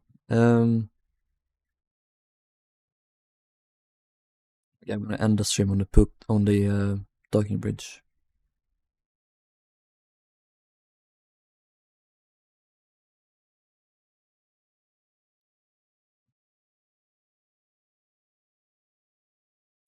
My friends, thank you for watching this stream. I hope you enjoyed it. I really did. I really did. I will stream again on Tuesday probably. Really enjoy this. I love THG. Can't wait for what they have in store next with Alpha. And I really like Demo401, what they put out so far. Yeah, there's obviously many things are outdated, but that's fine. They've already done new models for many things. So yeah, I can't wait to see what happens in the future. Thank you guys for watching. Wait. Olympic was the bare temperature class before 5,000 tons. Then came the Titanic with improvements for reason. Then the Titanic, which was just clouded with 48k tons. Yeah, but Olympic was improved later. That's why I like Olympic. If Olympic had sank like right after Titanic would have been better. But I like Olympic's story.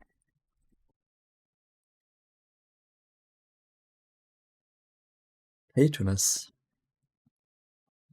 Had I not been as tired, I would have done Patroness of the Mediterranean right now. We can do that in the next stream, but that's a shorter stream, so we'll do Nomadic and Toric as well in the next stream. So that's Britannic, Patroness of the Mediterranean, plus Nomadic and Toric. Thank you guys for watching, and I'll see you later, bye bye.